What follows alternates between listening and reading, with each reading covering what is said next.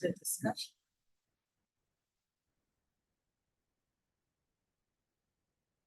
Let's focus on that.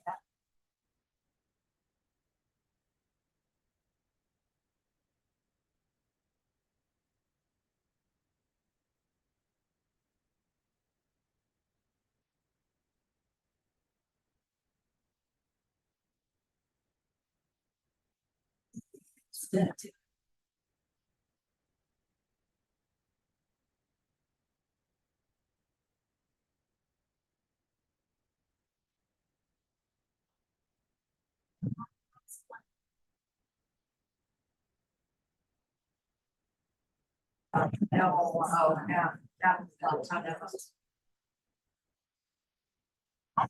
Right now.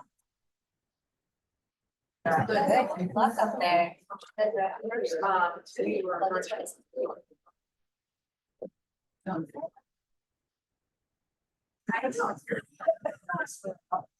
don't know.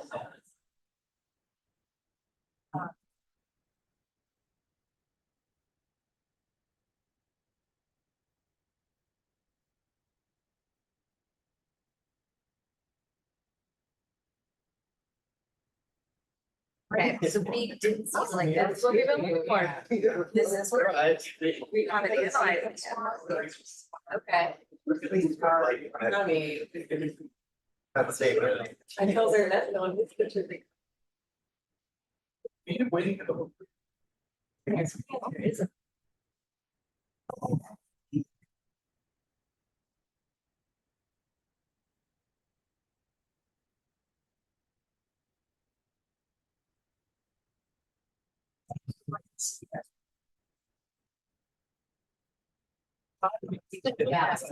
Yeah.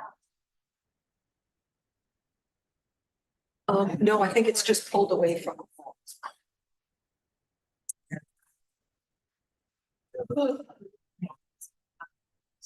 Yeah. It's rough to get. Prepare for arrival. Yes. Yeah.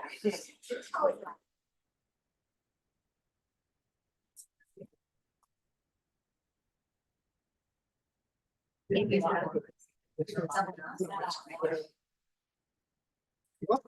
don't know. Oh, like this. Jesus.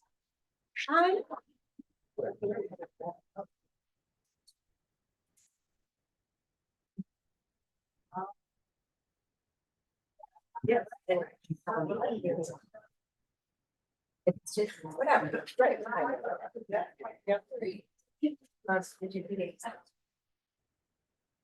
Maybe it's a good thing. It's 37.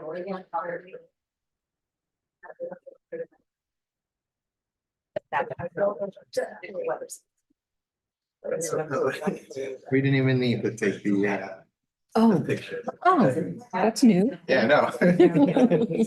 Usually it's like. Yeah, otherwise I don't. So I feel like I can't tell.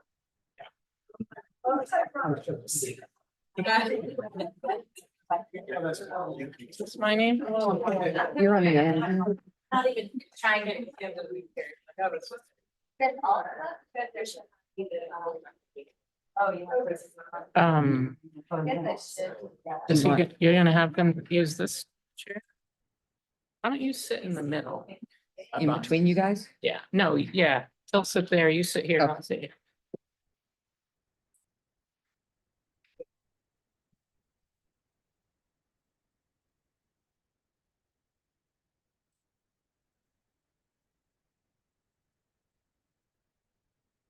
You know why I think they did it? Alphabetical order. Because if you think about it, we're on here. ESW, so, right, so you're.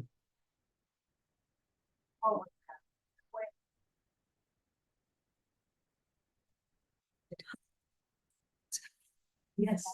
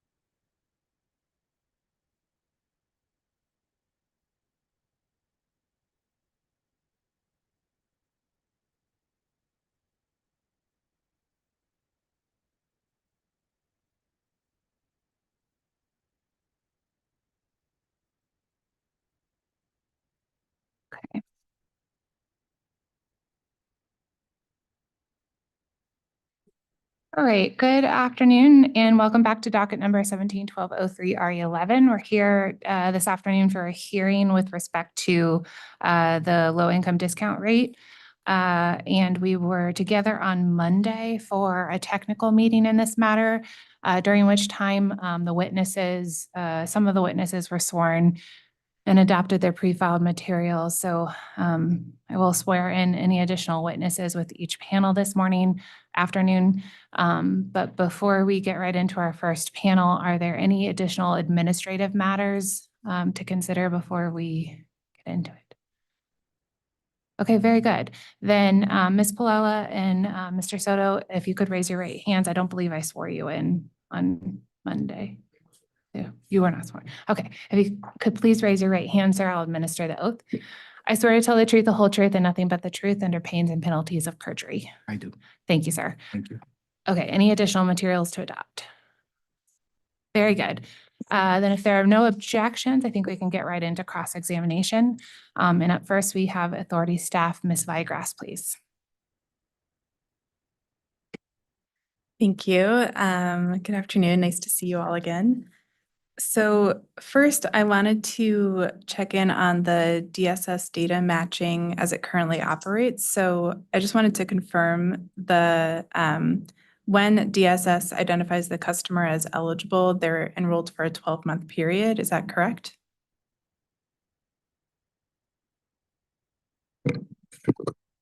Yes, our hardship coding lasts for a 12-month period from whenever we get that file. Thank you. And so specifically for the low income discount rate, they'll be enrolled on the discount for that 12-month period? Yes.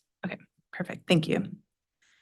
So moving now to the company's response to interrogatory OCC 41.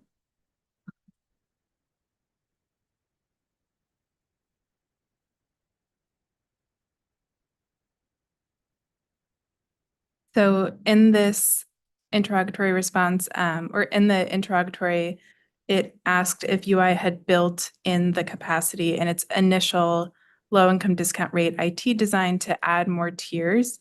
And the company responded saying that further changes would still be needed to apply the discount percentage value above what it included in its initial IT design. Can you explain what those further changes are and why they weren't included in the initial design? So the initial design included a third tier.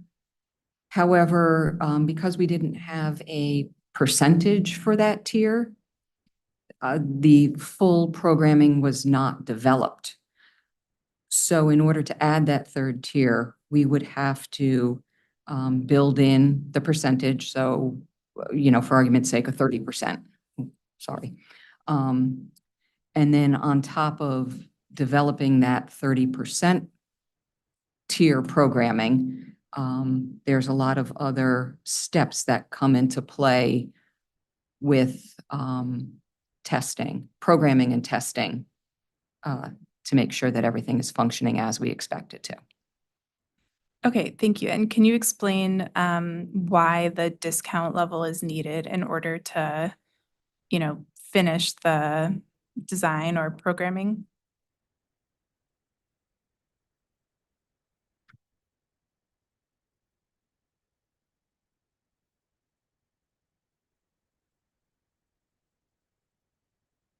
So I believe it's just for the programming.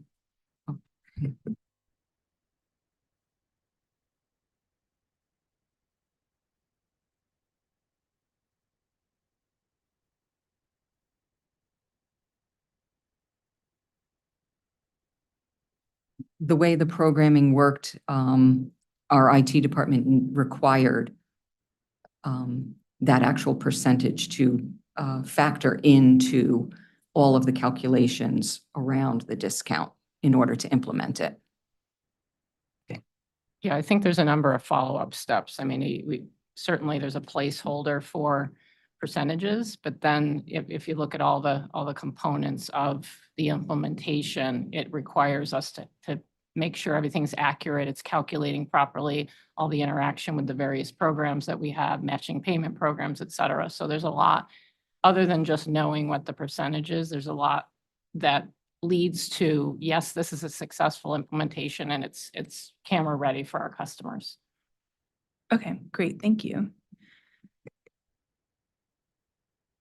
So in that response, it also referenced that there's an external technical software vendor, and that is a significant part of the costs. Can you explain more about what is included in those costs and what role it plays?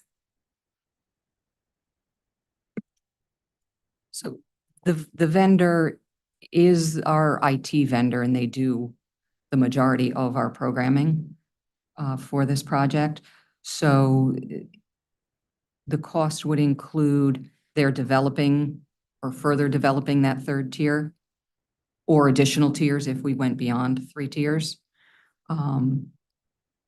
So they would have to develop the programming, implement it, test it on their end, pass it on for our testing, weed out any bugs or errors we may find, goes back to them for additional testing, and back and forth until it's working as we expect.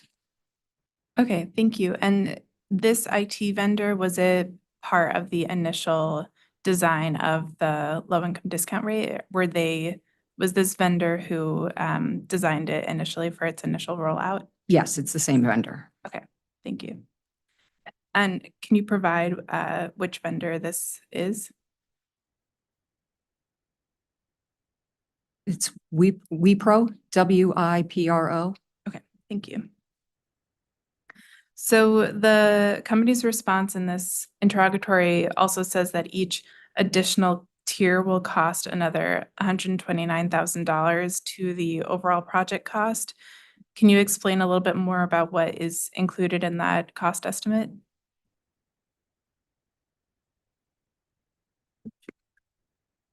That would be the additional testing, the programming to build that additional tier, and then the additional testing that goes along with it.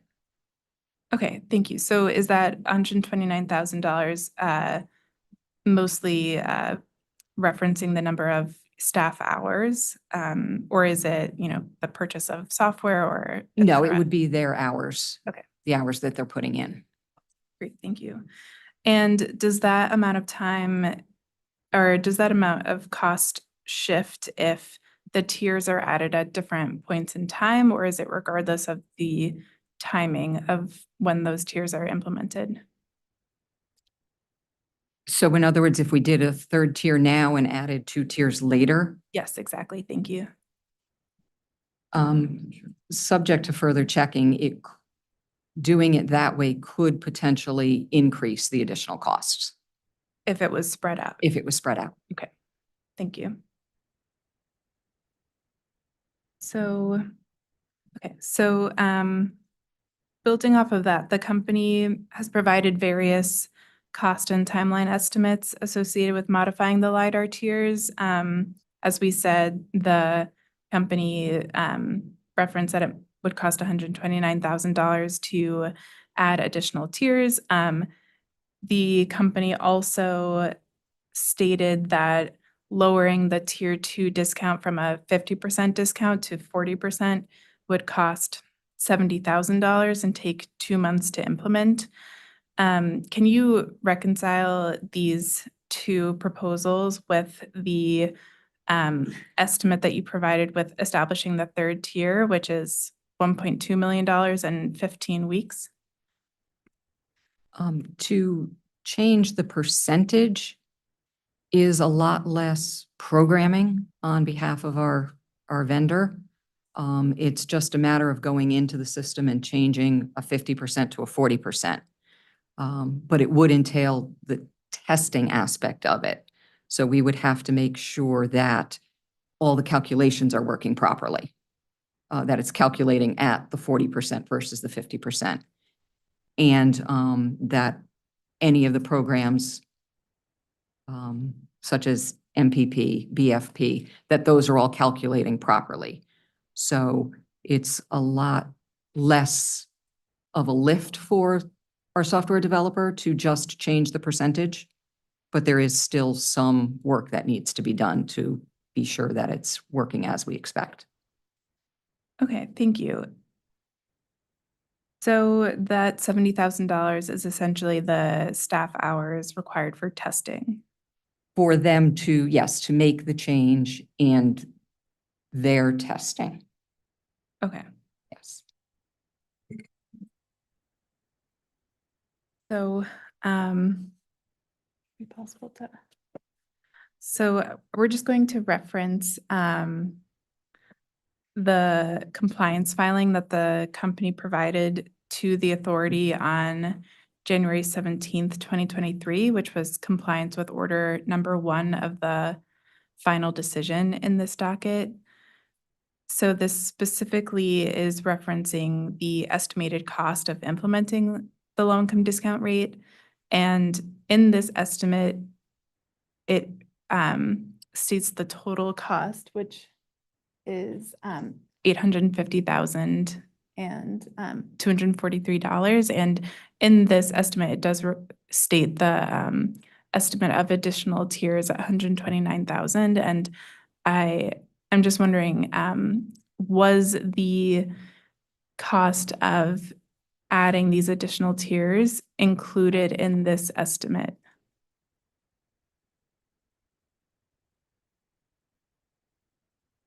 Sure. I don't have it.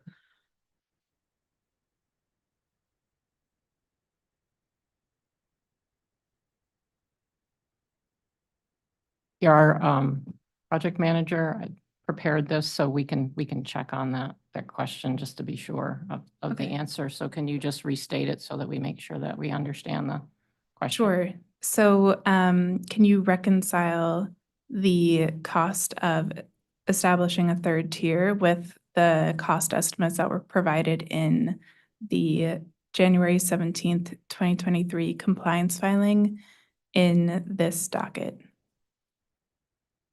Yes. I mean, the only thing I will say is that this was an estimate at the beginning of the project. And I know that the team learned a lot more about it as we developed it and some of the actual time and effort that incurred. So it's possible that differences could be attributed to us learning about what's needed in order to make sure everything works perfectly. But we can definitely check with the project manager and the IT team. Sure, that would be great. Thank you. Okay, so you're on a late file exhibit? Yes.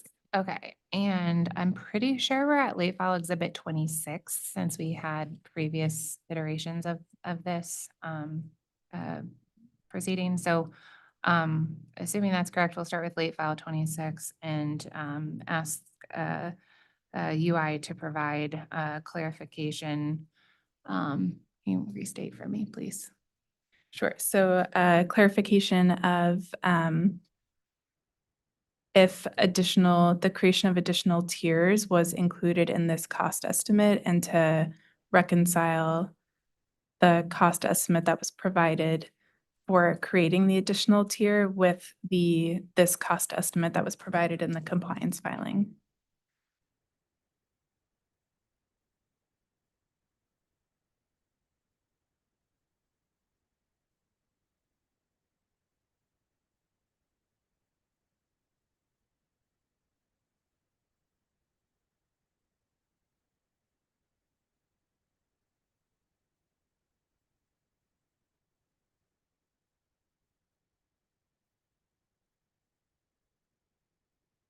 Thank you.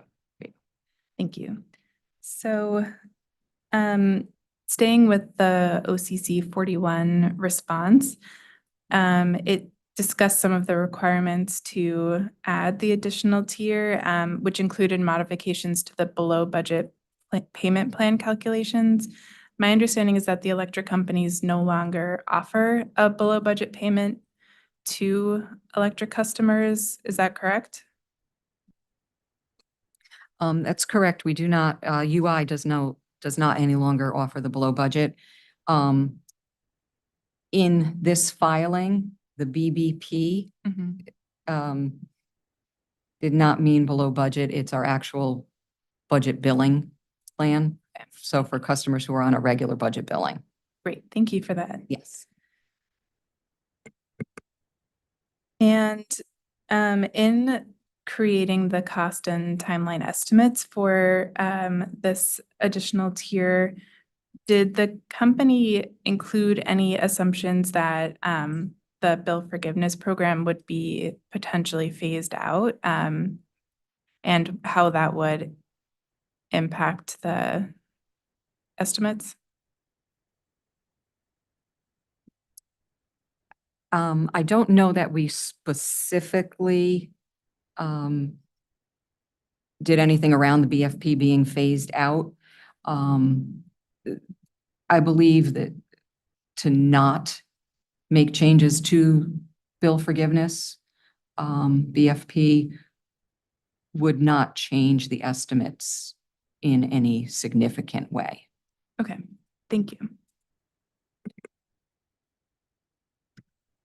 And specifically on the timeline estimate of 15 weeks, do they include making the modifications to communication materials in tandem with the IT modifications? In other words, are they occurring at the same time? The 15-month timeline? Yes. Oh, okay. Yes, we would continue to work on communications in tandem with the rest of the programming. Okay, great. Thank you. Yeah, and just to confirm your previous question, we didn't assume that BFP would be phased out. And if it did, we just don't know the extent of the expense reduction. There certainly would be, because we wouldn't have to do testing for that particular scenarios, but we just don't know the extent to say whether or not it's a large percentage or not. Okay, great. Thank you.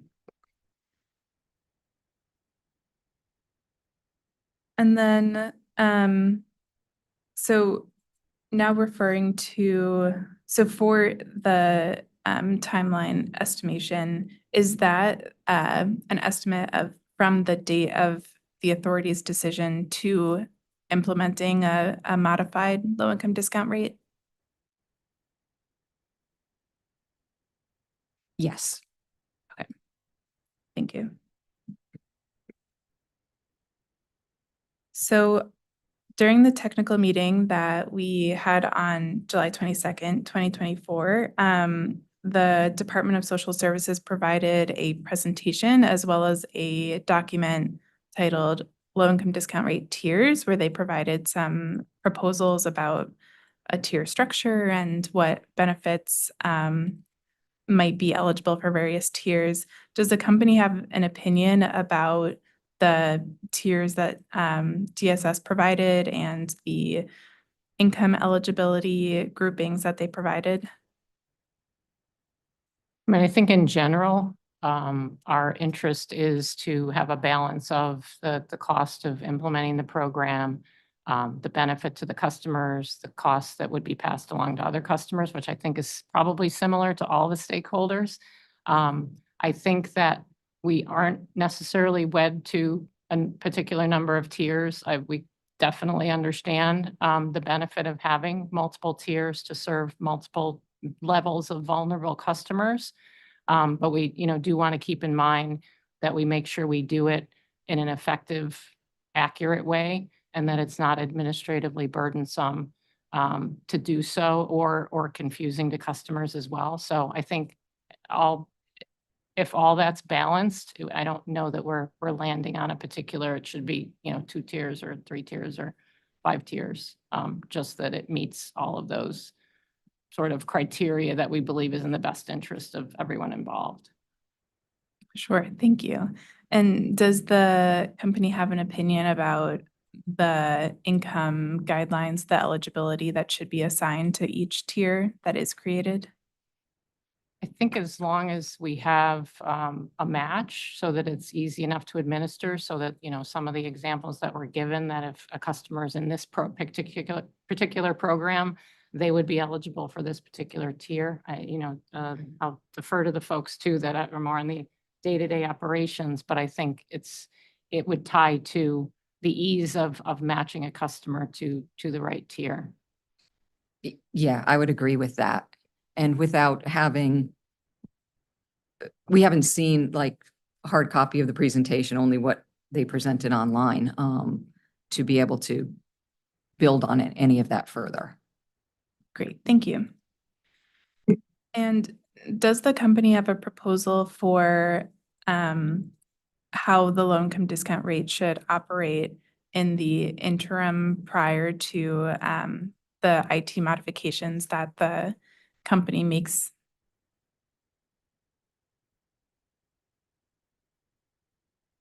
I mean, I think again, if it meets some of those criteria that we're not confusing customers, that administratively we can manage through it. You know, the current process, obviously customers are benefiting from. However, we understand some customers who could benefit from a larger percentage or not. They do have the ability to self-report that, so we have an option there. I think that's probably a question for all of the stakeholders together to understand what is the change path forward and what makes the most sense for everybody involved. Sure, I appreciate that. Thank you. And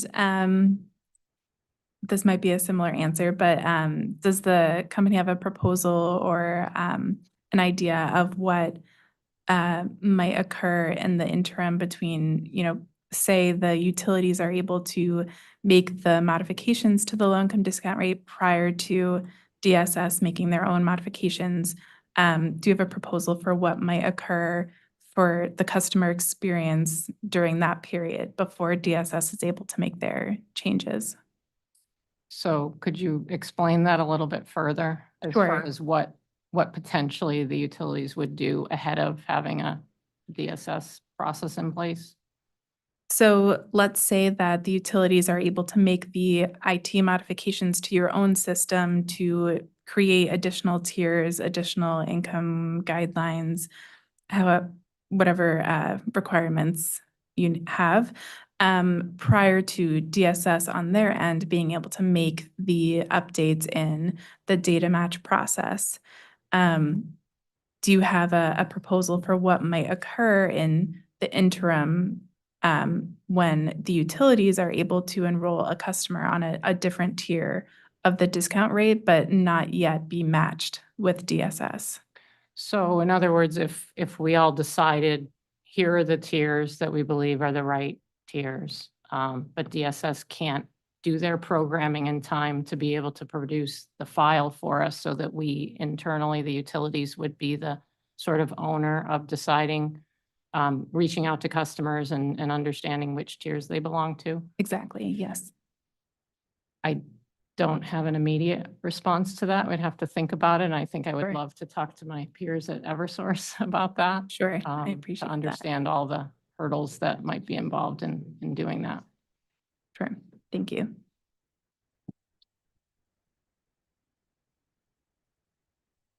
So moving on, so using still the enrollment data that DSS provided, has the company referenced enrollment data provided by DSS to evaluate the potential cost of the discount rate or what the tier discount levels should be moving forward? You mean the information that we got the other day? Yes, or if the company has received any enrollment data from DSS outside of the proceeding. I know we haven't done anything additional Yeah. with the data from the other day. So I think the answer is no. Sure. Okay, thank you. So I would like to request a late file exhibit. And we do have some, we have it drafted to be helpful so that you can see the items. So we would like to request a joint proposal between the two companies, so UI and Eversource, of the following three scenarios using the income eligibility data and enrollment data provided by DSS in their July 22nd presentation. So specifically, the three scenarios are addition of one tier versus two versus three. So overall, that would be a discount rate with 3, 4, or 5 tiers. And then for each scenario, to provide information about the DSS programs that would align with the new tier added under the first discount rate scenario, and with each of the new tiers added under the second and third discount rate scenarios. Also, using the company's responses to interrogatory CAE 49 as a model, provide a pricing sensitivity model for each scenario using the DSS enrollment data provided in their filing on July 22nd, and then also providing a detailed cost estimate for each of the scenarios. Those cost estimates should include the cost to make changes to the billing system, as well as cost to update customer communications to explain the tiers, administrative costs associated with each of the three scenarios, and costs to modify the data matching process with DSS and the utility. And then in addition, a detailed timeline to implement each of the three scenarios. And if you could use the January 17th, 2023 order number 1 compliance filing as a model for the detail of information to provide. So I know that that was quite a lot of information. One moment, I think we have a Attorney O'Hare. I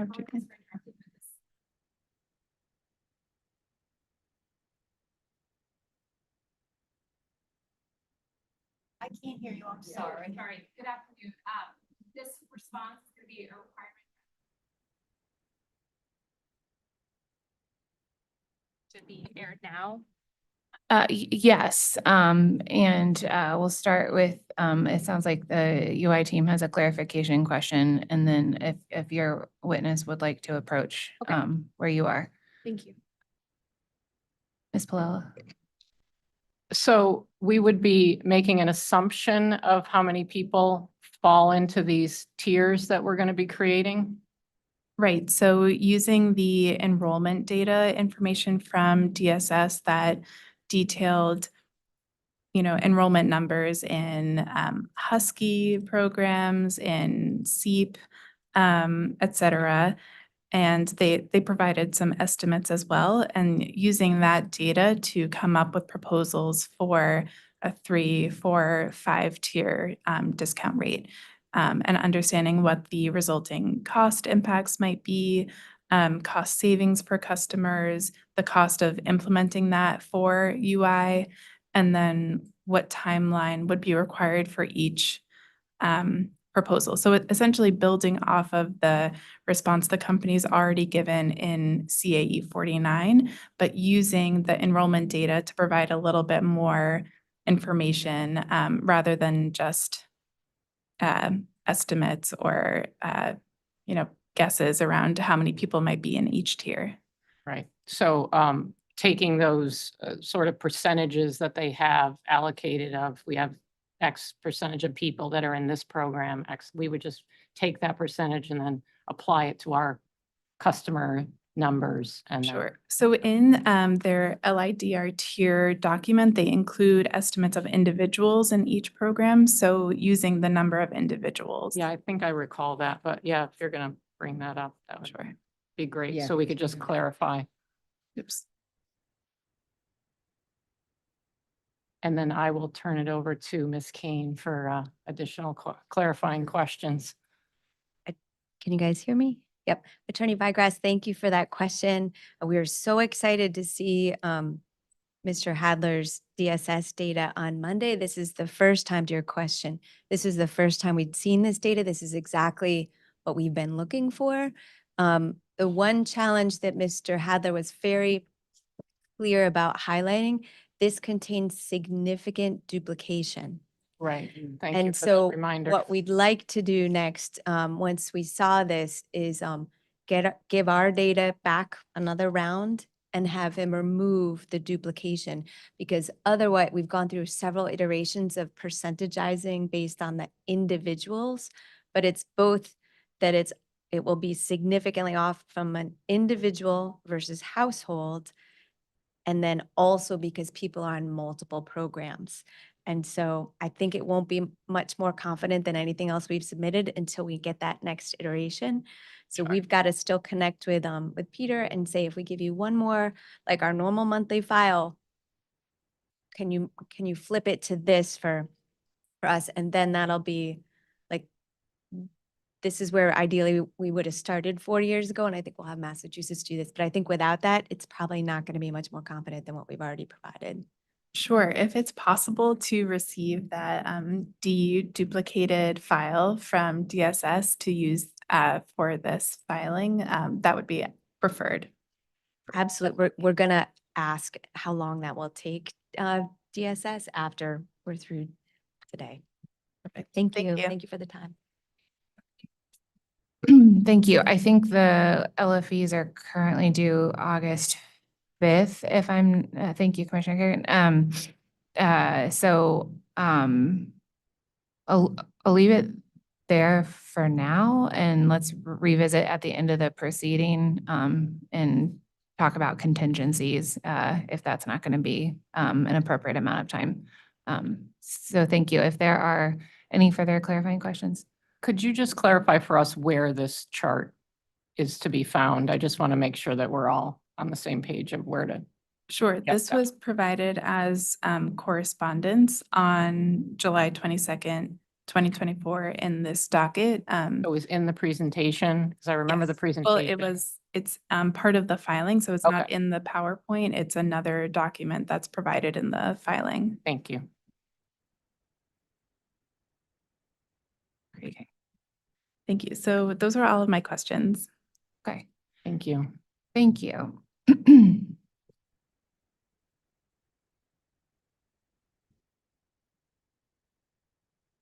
Okay.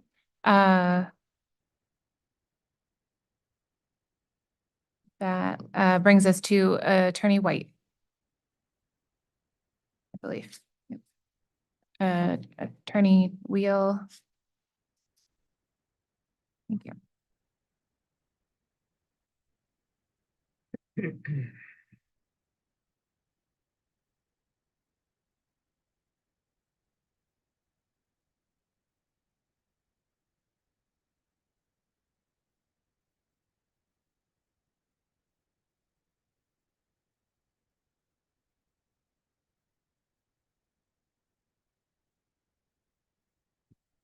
Good afternoon. Kim White with OCC.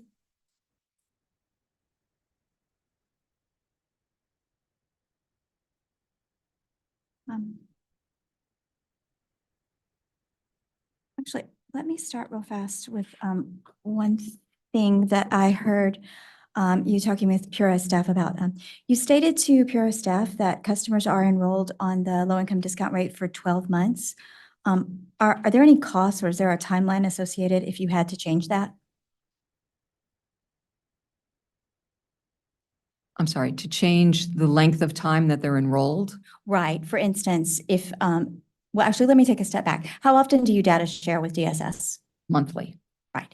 So for example, if from 1 month to another, you found that customers dropped on or off really in this case, of a hardship designation, you're saying, so let's say in month 1 at the moment that you data shared with DSS and you found that by month 2 that customer designated in month 1 had dropped off, they're going to continue all the way to month 12, seems to be what you're currently saying? Yes, once they're matched, they stay on for the 12 months. Okay, so what I'm trying to say is, are there costs or a timeline associated with changing your system from that, such that once the customer was shown to no longer be matched in the DSS data sharing, that To drop them, either drop At them, month contact 2 them, do or- something? Yes, yes, exactly. there would be some costs to changing that programming. Okay, and could we get a late file exhibit on that then, please? sorry, Chair, what LFE are we up to now? 28. Thank you. So could we have a late file exhibit indicating a detailed costs and, breakdown of all the individual costs and the timeline associated with if you had to change that system such that the customer was either dropped immediately or dropped some amount of time. And I guess I don't know. So this would depend on, your answer might depend on the answer to this question. If there's a different cost or timeline associated, if you just program in X amount of time in there, say if you got information back from DSS and then you gave 2 months, 3 months, 5 months, whatever it was, like, does that, or does from your system's perspective, does it matter if you drop them on month 1 or if you program it to drop them on month 5? Okay. Does that make sense? Yes. So would it cost us Yeah. a certain amount to drop it immediately? And would it be a different amount if we programmed in to drop it after 3 months or 6 months? Yes, ma'am. Okay. And so the detailed cost and timeline associated if you were to have to change that. Okay.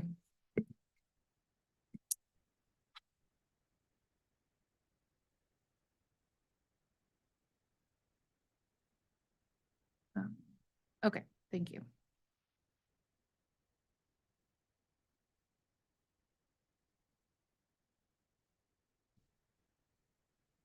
Okay. Okay. Going back to our tech meeting on Monday with Deputy Commissioner Hadler, he was explaining how SEEP was not part of the actual data sharing with DSS, but it was matched through the CAAs. So I wanted to see if I could clarify that process with you just a little bit. When a customer applies for SEEP with the CAA, does the CAA designate the customer hardship in your system, or do they send a file to you in some way? Like, what exactly happens with that?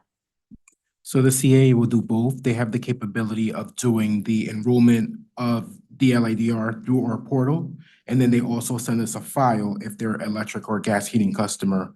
And we will, as a safety net, if they don't do it through the portal, we'll be able to capture it through the commitment file process. Okay. So let me take a step back in something you just said about there. You said electric or gas heating customer. If they're a gas heating customer, does UI equally get the designation? If they're communicating the information to CNG, SCG, does UI get the designation? No. So it's siloed. Correct. Okay. So let's just deal with UI for the minute in our discussion then. So if the customer, when they're applying for SEEP and giving the information to the CAA, if the customer doesn't give the CAA their utility account on the application, does the CAA then have the ability, like, to just use the customer's name and address and query your system and match the two together? In the portal, no. So that's where myself and my counterpart Lydia Santiago, we are in the position where they will reach out to us. We'll provide them with the account number, and then they will be able to access the information through the portal. Okay, is that a regular process built into all of the CAA applications? If the customer doesn't provide the utility account information on their application to the CAAs? So there are more CAAs that do reach out to us more than others. But we're in the position so that way we are, helpful in the interim if the customer does not have their bill present when they apply. So it's up to the CAA to reach out to us if they're pending an application for us to be able to provide the account number so that way they could access the information in the portal.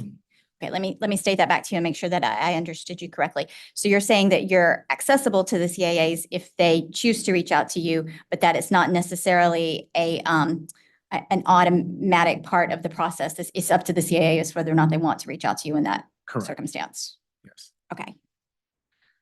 Do you have any estimate of the number of times the CAAs reach out to you for that information? Is this a common occurrence? And It is. It is a common occurrence. for the majority of the majority, customers? yes. So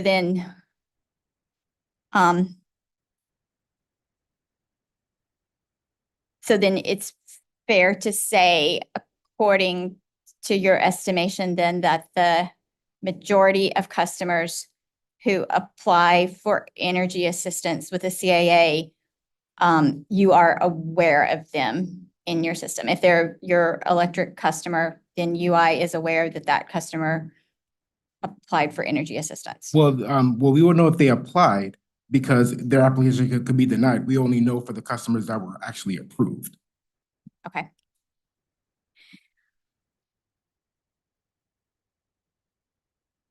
So,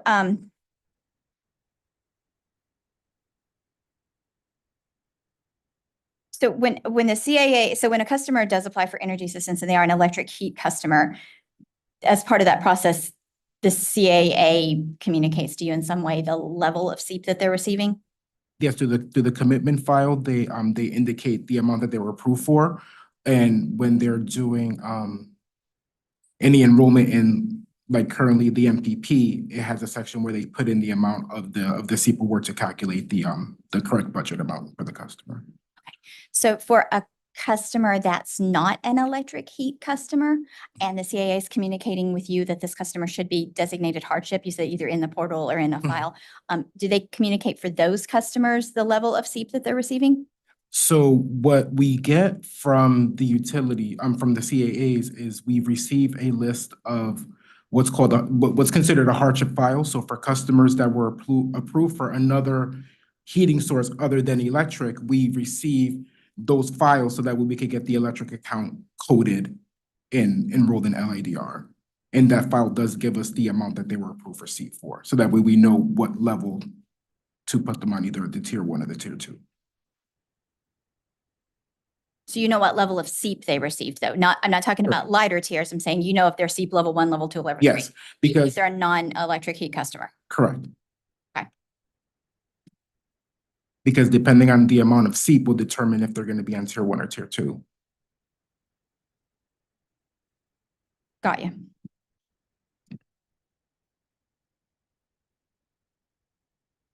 So then in OCC 24, you provided the number of hardship designations provided by the CAAs. So based on what you're telling me then, for every one of those hardship designations you noted in OCC 24, every one of those you would have equally gotten the level of SEEP from the CAA. The CAAs also have the ability of, because they do have access to the gas portals as well. So they do have access to also code a gas account hardship or enrolled. I'm not sure if that was your question. Okay. I'm sorry. I just want to make sure. I'm going to go back to what we were just saying. So I'm going to take a step back. In our previous discussion, you were saying that even if a customer is not an electric heat customer, that the CAA still has to tell you what level of SEEP that they received. That you're essentially using that information to know whether or not to place the customer on a lighter tier 1 or tier 2. So therefore, I just want to make sure I understand that correctly. In OCC 24, you provided by CAA the number of customers that were coded hardship. So for every one of those customers that you provided in OCC 24, you're saying the CAA, when they coded them hardship, at least or slightly later in the process, you would have gotten from the CAA the SEEP level, like level 1, 2, or 3 of SEEP for each of those customers? Not necessarily, because if it's a non-electric heating customer, and if they were being approved, let's say for oil, right, as their heating source, what they would do is they will go in and code the account by either tier 1 or tier 2. So the tier level will determine what the amount was. So the highest award possible for SEEP will be considered a tier 2. And then the tier 1 will be the tier 2 and the tier 3 category at the SEEP level.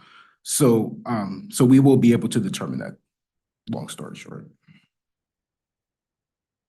Maybe I need to take a step back, 'cause I'm sorry, I'm afraid I got confused there myself. Are the CAAs giving you the SEEP level, or are the CAAs giving you the tier level and you're deducing a SEEP level from that? They're entering the tier level. Okay, so you know between the 2 tiers, some amount of SEEP level, but you don't know granulated SEEP because there's one tier in which 2 SEEP levels fall into. Correct, yes. So you don't know if they're which of those 2 SEEP levels they are. You Correct. just know the customer fell in tier 1 or tier 2 and you're lighter, Correct. and you're making it. Thank you. Correct. So let's see, moving on. How how does your company track heating versus non-heating customers for purposes of the LiDAR? Is it solely rate R and RT? Yes. Are there any other ways that you have that you could track that? No, we don't have any other way to track that.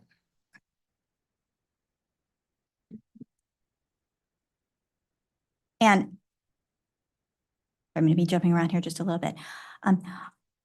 Are there any additional costs associated if we ended up with a system in which we at the moment the pause on the low income discount rate is that customers default into tier 1 and then they move themselves to tier 2 at the moment. If we were to need to have the LiDAR remain in this way for the minute and then wait until we change it, is there any cost associated with leaving it this way for the minute? Like, does it somehow affect MPP or something else for the upcoming fall season if we didn't change it before fall? If we leave it where everybody on a DSS file is enrolled in a tier 1.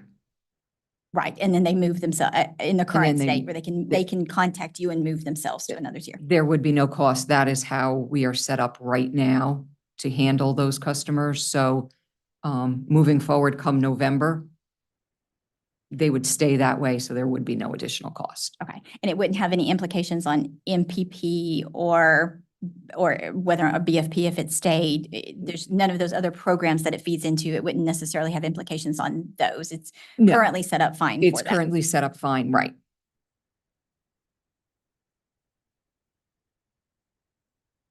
And I believe Pura staff had asked you some questions, and maybe it's possibly getting a late file exhibit on what would happen if your system reprogrammed tiers before the DSS data matching programming could catch up with that reprogramming.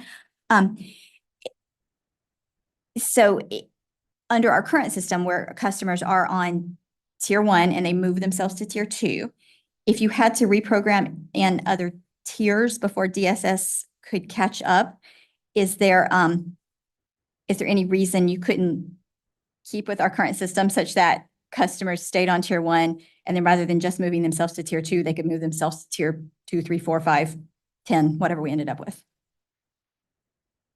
That question makes sense, or do I need to rephrase it? I think so. So yeah, it was similar to the conversation earlier that could we as the utility move forward with establishing the tiers and then enrolling the customers based on whatever criteria we set up for them to qualify with us instead of qualifying with DSS. Okay, so I guess my question is, does it need to necessarily change from the current practice? So the current practice being such that that's kind of what you're doing right now. Customers Yes. come to you relative to For tier with 2. DSS from tier 1 and then Or they, tier 1. yeah, and then they bring themselves to tier 2. Yeah. Is there any additional costs or anything associated with rather than just the customer pulling themselves to tier 2, if a customer were to pull themselves to a tier 3 or a tier 4 or tier whatever? I mean, it would be all the programming that would be required in the system To to create set the that up. tiers, The tier. but the other, okay, understand. Yeah.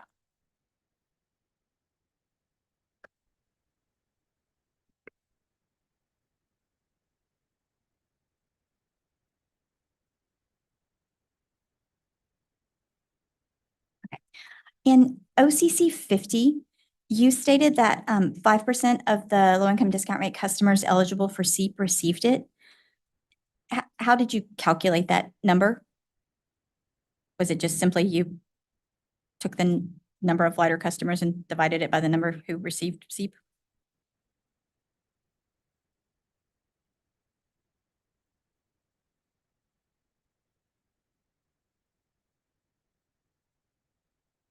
Yes, so we took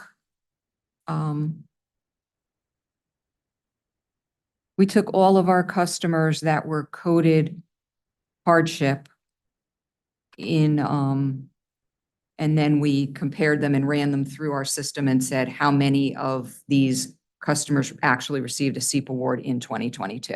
And that's how we came up with 5%. Okay, so when you say received a SEEP award, would that, do you mean, I'm gonna return back to my conversation with Mr. Soto earlier. Do you mean they're an electric heat customer and received a SEEP award? Correct, yes. So then is the calculation including customers? So if you're looking at the entire population of lighter customers, obviously that's significantly greater than the number who are just electric heat customers. So out of your entire population of lighter customers, are we saying that we know the number of those who should?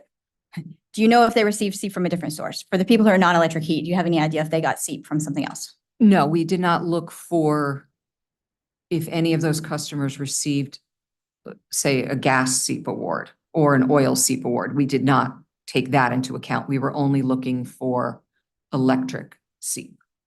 And so in your calculation, did you limit the calculation to the number of electric heat lighter customers and the number that received SEEP? Or I just want to make sure my denominator and my numerator were the right two numbers there. Right. No, we did not break out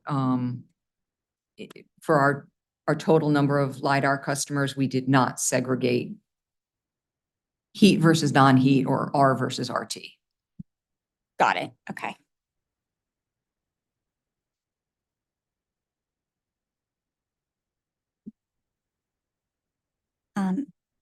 Okay, going on to OCC 40.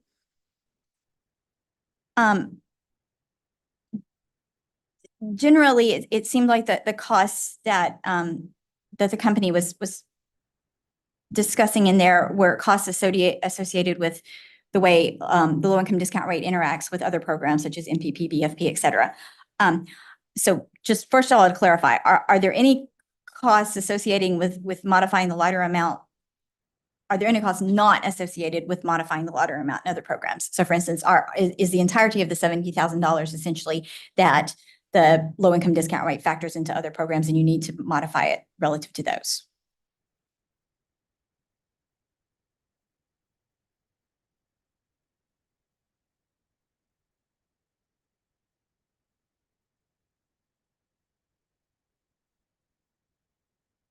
I believe the cost encompasses all of that. There's a minor cost to actually changing the percentage, and then there are the costs to validating how that calculation affects MPP, BFP, and any other programs that may touch, that the LiDAR may touch. So I guess I'm trying to kind of understand the company's backend system in that way. Does the company system individually program the low-income discount rate into each of those other individually program lighter into MPP, or is it set up such that you put lighter into the system at one place and like MPP and everything else pulls from it from that one place, the programming wise?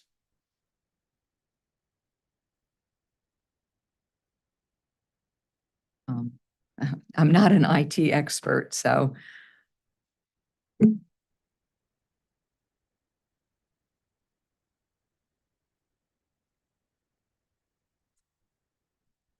Unfortunately, we really don't know how it's programmed, whether it's programmed initially,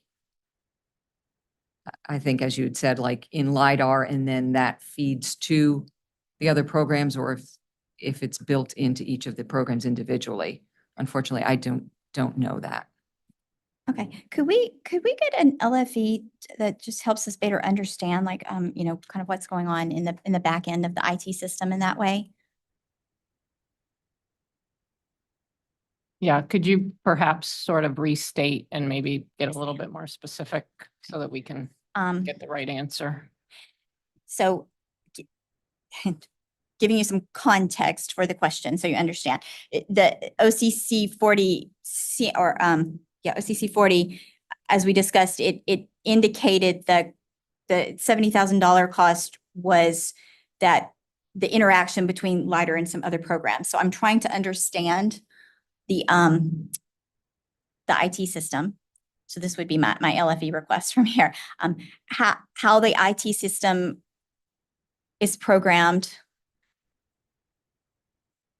such that it facilitates the interaction of LiDAR with other programs, MPP, BFP, et cetera. Is it programmed such that everything is programmed individually and you have to change every single item individually? Or is it programmed such that it's programmed in one place, and if you change it in one place, it filters out to everything else? Okay. And if it's not the latter, why not? Yeah, I do know that, quite a lot of the cost is associated with that testing. So whenever you change something, I think the components that are listed there in the OCC response talk about, the different rate are an RT, the different programs that it intersects with. So I know that there's a lot of cost associated with that. But we can certainly confirm how the system is programmed. I would assume that it's programmed, pretty efficiently as far as not having to change, a particular LIDR component multiple times.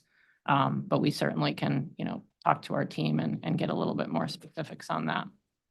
Perfect, thank you. Chair, do you have what you need for that LFE? I believe so, and that is late file exhibit 29. Thank you.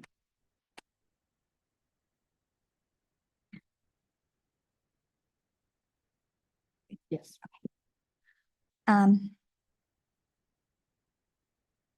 Actually, just one more question from me before we progress on to Mr. Will. So actually I have another LFE, I'm sorry. I did want to mention too that, sorry, that we haven't touched on is, not just like testing to make sure it works, but all the things that feed into the customer letters. There's specifics about the particular program for the customer and testing that as well. I don't know that we touched on that. It's just another component of what we need to make sure of when we change something to make sure it's working as expected. Thank you. Okay, so my final question is another LFE request. So this seems like it'll be LFE 30. And I believe this information is scattered in a few places, so I think it might help us to consolidate it in one spot. Could you let me know how many customers were designated financial hardship in your system immediately prior to the first round of the opt-out data sharing with DSS? And how many customers received a financial designation as a result of that first round of data sharing? So financial hardship regardless, we're not talking tiers. You just want to know strict financial hardship coding. Yes, basically the delta. How many did you gain? How many The first round we of had DSS? before that first file and how many after that file? Yes, ma'am. Okay. The DSS And Opt out, which match. which is the new version of data sharing, right? Not the opt-in that we had before, but Yep. the opt-out data sharing. Okay. And if you are able to break it down, but like give me a total number and then break it down by tier, like you just said, that would be even more helpful.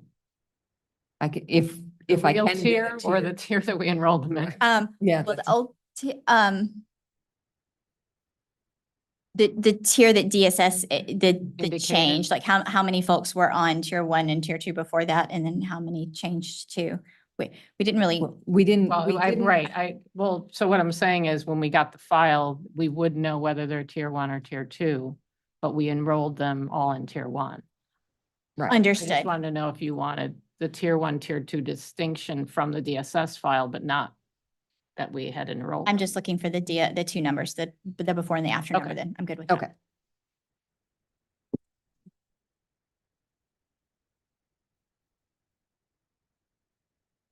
Good afternoon, Tom Wheel from the Office of Consumer Counsel. I have hopefully just a few questions, starting with CAE 49, which was sponsored by Mr. Kolka. I'm looking at tab 7.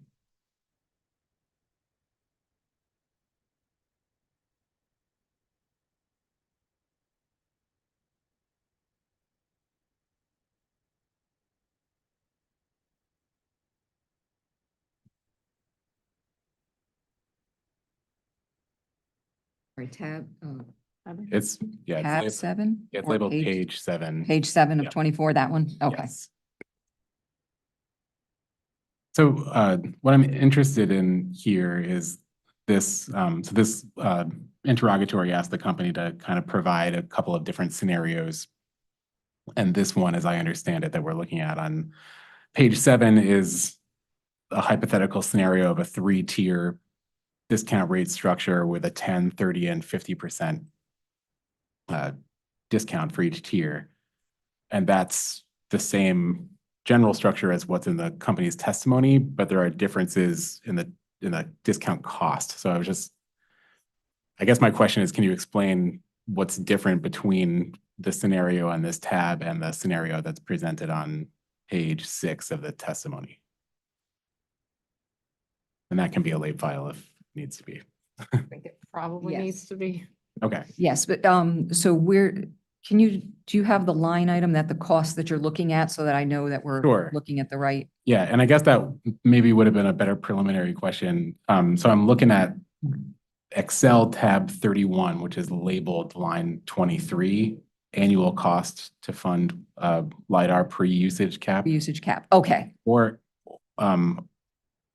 the next line, which is post-usage cap.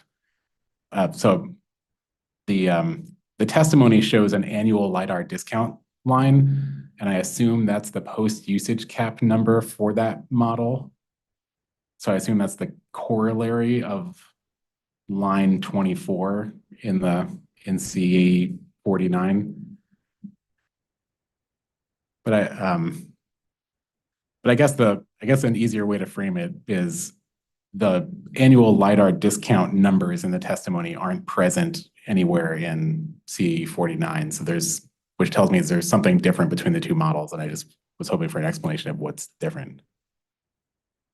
Okay, so late files are 31. It sounds like you want them to refer to CAE 49 and something else and to reconcile the two. Can you? Yes, CA 49, page 7, reconciled to the table on page 6 of the testimony.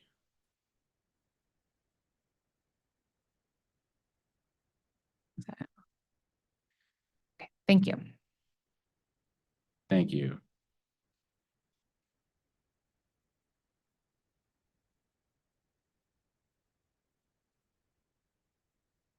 On page 4 of the testimony, we've already discussed this a little bit, the company's idea to lower the tier 2 discount from 50% to 40%.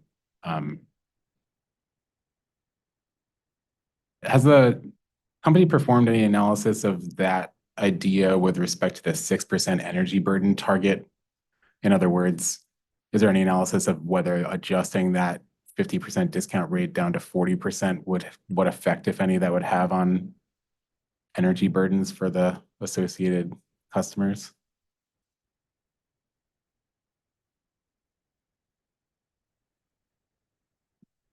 I don't believe we've done that. Okay. And I had a similar question about the 3-tier structure we were just talking about as set forth on page 6 of the testimony.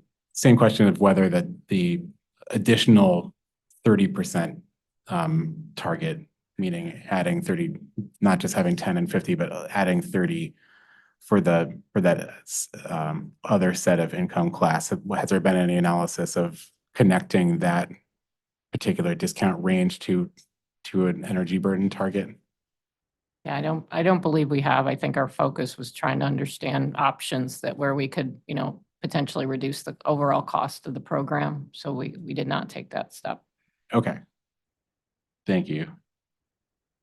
My next question was going to be, you may have already answered it, but I'll ask it anyway. Has the company earlier on, a couple of years ago now, actually, within this same proceeding, when the low income discount rate was designed, the 10% and 50% 2-tier rate we currently have, there was a discussion of the energy burden, the 6% overall energy burden target. And as you may recall, that discussion was complex in part because of an issue Attorney White was referencing a minute ago, which is identifying the heating burden of households. has the company, my initial question was going to connect that to my previous question, but has the company kind of done any further analysis since that discussion in that proceeding about a way to kind of target the electric burden by itself? We haven't as of right now. No. Okay. Thank you. I have some similar questions about OCC 40 and OCC 41 that Ms. Vigrass asked, and maybe similar to some of what Attorney White just asked. But, so OCC 40 attachment 1, I think we were just looking at that with Attorney White. And I think it's a slightly different question. I'm just waiting. I'm stalling while my computer tries to open this attachment. Here we go. Has the company provided any, or I guess I'll just ask, what's the basis for the actual numbers for these cost estimates? This particularly for the external costs, like where is that 8,750 figure that's pretty prevalent throughout here? Where is that? What's that based on? Yeah, I mean, it's a reflection of the costs associated with each of those steps. So it typically would be the labor costs associated, or if we're using an external vendor, the costs associated with using that vendor to assist us with the effort that's in each of those components. Okay, and I think Ms. Vigrass I heard the testimony about the labor costs, so it's my understanding that those internal costs are based on like hour estimates multiplied by like an FTE factor of some kind. Is that accurate? In other words, like how long the company assumes it would take internally to devote time to the tasks? Yeah, that's my understanding, yes. Okay, and is it similar for the external vendor? Is it like a time-based estimate, or is it based on previous work that was performed that's similar? I would have to confirm that with the project manager. I might be able to get that response pretty quickly. Okay, well, I had similar questions about OCC 41, which is just about the $1.2 million cost, which we also discussed. So maybe would it make sense as a late file to provide the backup for the cost estimates that are in both of those exhibits? Backup for cost estimates, could you just explain what you would consider backup? Sure, just the derivation of the dollar figures, like Okay. how the company got to the dollar figures. It doesn't, I mean, if there is that, like I said before, if it's based on previous quotes, if we could have those quotes, or if it's based on something else, just an explanation of how. Yeah, I think one of my understanding is that we did look at what it costs to do the initial implementation of LIDR, and then, worked with the vendor to understand if we were to make these coding changes, what it would cost, and then testing costs were based on our prior experience of doing that testing and how much effort that took. Okay. So do we need more specifics than that? I would probably have to reach out. I am just still curious, like why, I mean, the most basic question is like, why exactly does it cost exactly that Yeah, figure? okay. So it will be late file exhibit 32, and the two exhibits were OCC 41, and the second one was And OCC 40, 40. yes. Okay.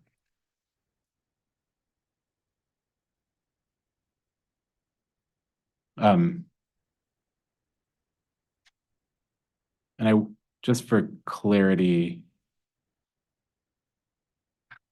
yeah, that would also, so for exhibit 41, that would also include specifically at the very end of OCC 41 subsection C, there's a $129 figure there. So that I'm also just curious about that.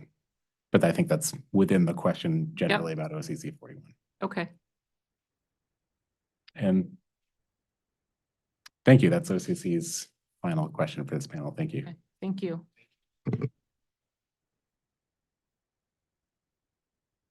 Okay. Attorney Nigro.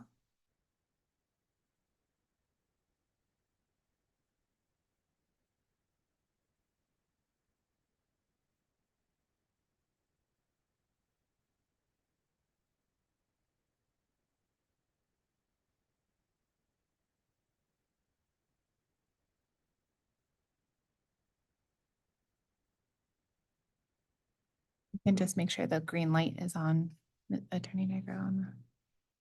Thank you. I'm Susanna Nigro from the Department of Energy and Environmental Protection. I just have a couple of questions. One quick follow-up question to what was just being discussed about the costs. The $1.2 million figure, does that incorporate work that's already been done towards tier 3, or is it all what you might call new money?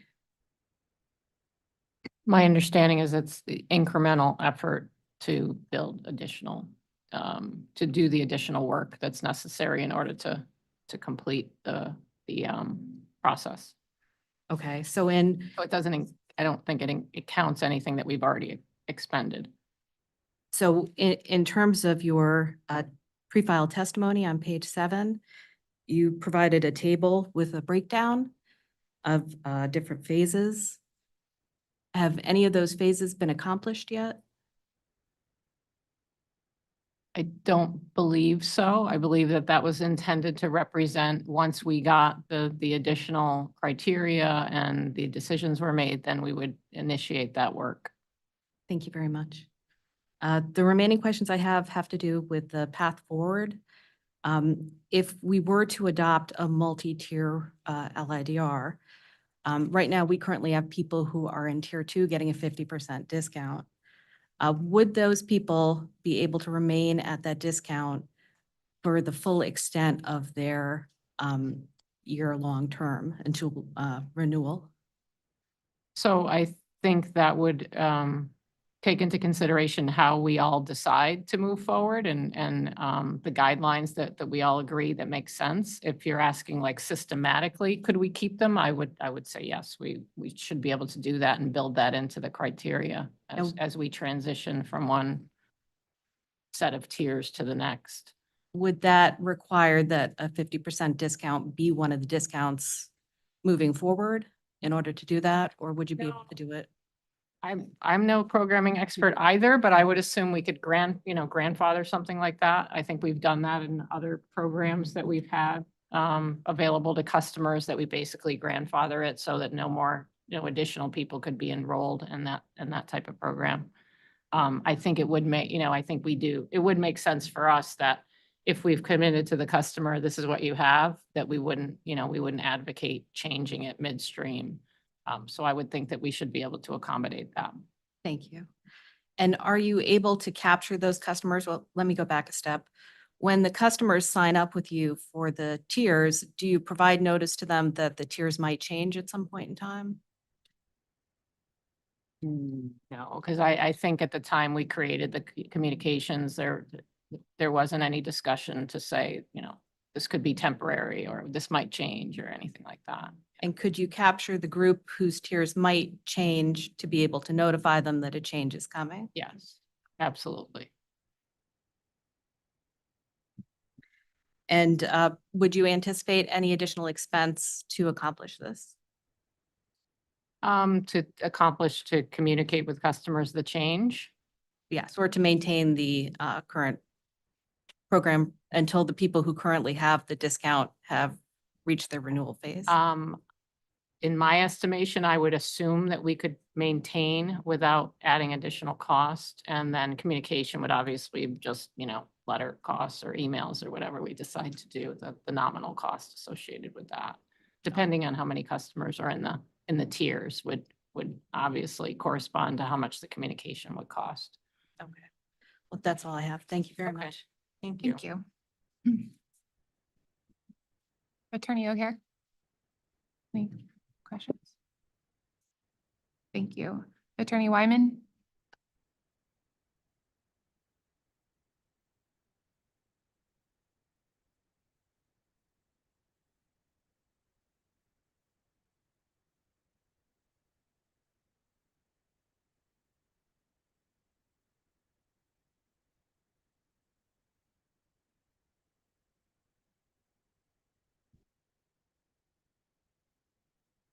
Hey, good afternoon. I am Brittany Wyman with the Office of Education Outreach and Enforcement. I just have a few questions for you. Some of them got taken off, so we'll be a little bit quicker. I just want some clarification questions first. In your response to OCC 40, you list the lighter program letter testing. Can you explain to me what that testing is?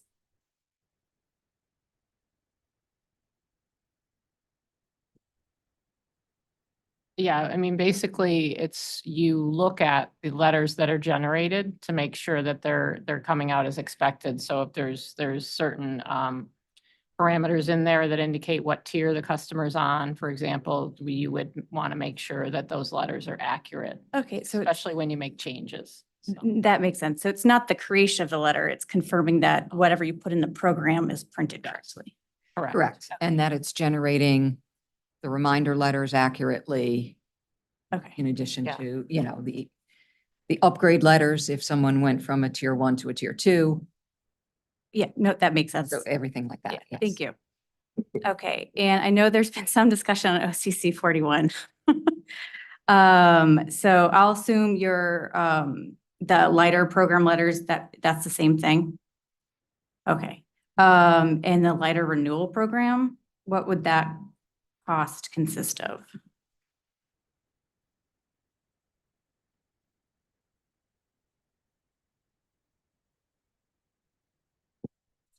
I believe that's part of the renewal at the end of the 12-month period where we look to renew their enrollment. And that would be different than what you would do now with just the 2 tiers?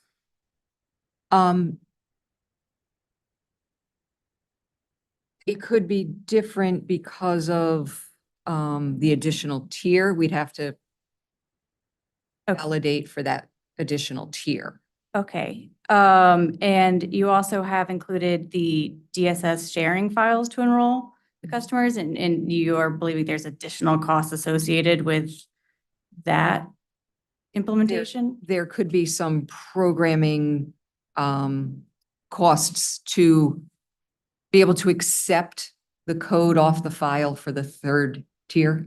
Okay, basically, any change that you make to an existing program, you've got to look at every single facet of that process. So, because I think, you know, if you forget one thing and then you assume, well, of course it's going to print out right, or of course the file's Right. going to, and then that's where mistakes are made. So. right, but that would be Extension would be, generally the same too, depending upon if you changed the percentage of a lighter tier or even just the newly printed for every year, the tier 1 and tier 2. Yeah. That's correct?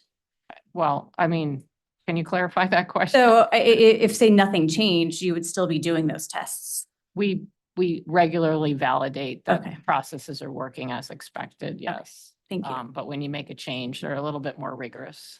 Okay. You also explained in there or list the explore phase. Can you explain a bit of what that is?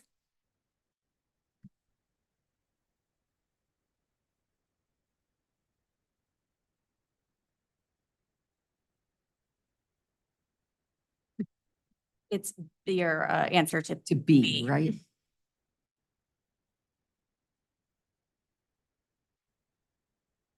That's, I guess, one of the easiest ways would be, pre-programming work.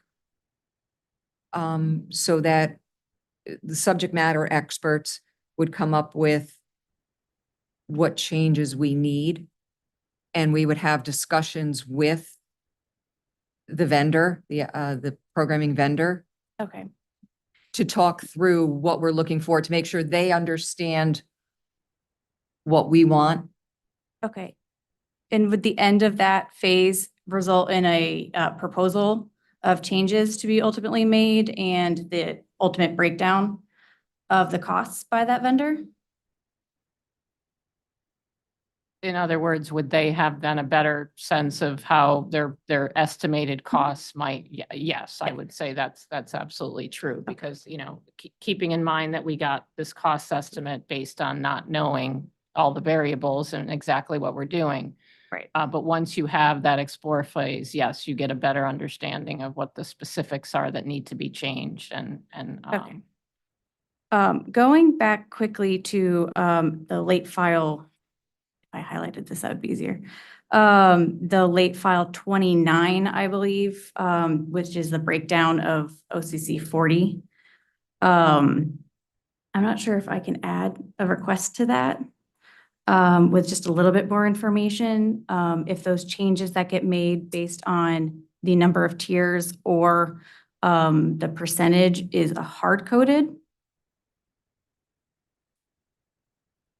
So Attorney White was asking about if the where it's coded is individually or per program. My question is that something that's hard-coded?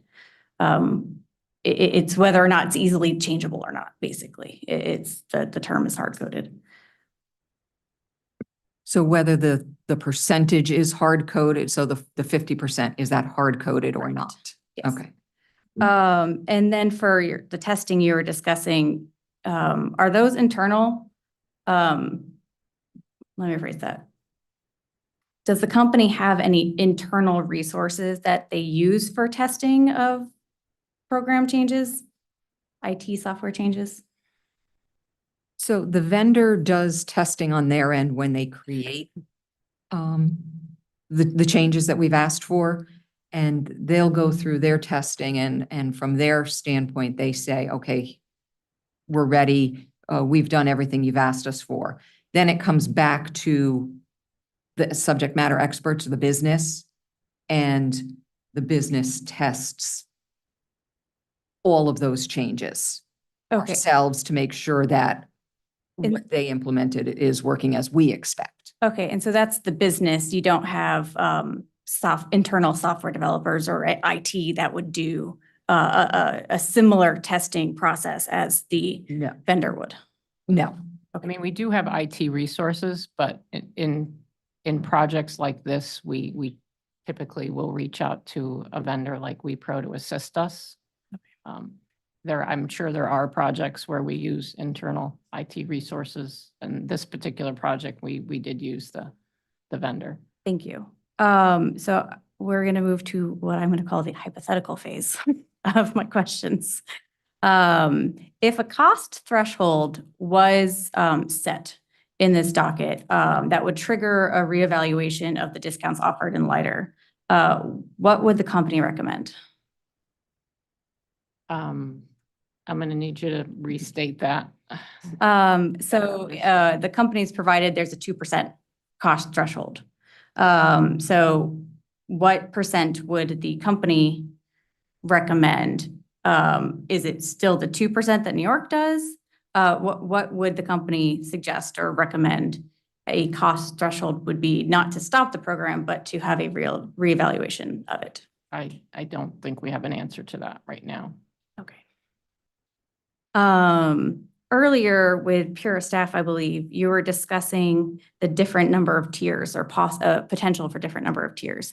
And you discussed that you didn't have a specific recommendation, but you'd be looking for balance. Can you describe a bit more about what you mean by balance? I think what I meant was some of the other comments that I made in reference to understanding the cost of the program to develop, the cost of the program that gets passed along to other customers in order to pay for that as far as the discount, the administrative effort that goes along with it, the administrative effort that goes along with maintaining it. So all of those factors, I think, leading to hopefully the best solution that meets all our needs and meets the needs of the vulnerable customers and assist with the energy burden. So I think that's what I meant when I said sort of Okay, balancing so you're all those factors. you're looking for costs. You just need to run the program and see before you could have a fuller idea of what that might mean. Well, If I heard you correctly. I think I said other things besides cost. No, that was my word. But generally speaking, it is time is before. Yeah, you I mean, could- I know, we've all had a lot of discussions around this, and I think our interest is to try to help customers to make their bills more affordable, but understanding that there's a cost to these low-income program, which is why our initial tier 1, tier 2 that everybody thought was the best approach turned out to be not to be because of the incremental cost. So I think we're just trying to work together with all the stakeholders and just make this next version, understanding the lessons learned and just making this one better and meeting all the requirements that we're seeking in order to make it successful. Thank you. Does the company have a recommendation for what information you could gather from customers to assist in our review of this program going forward?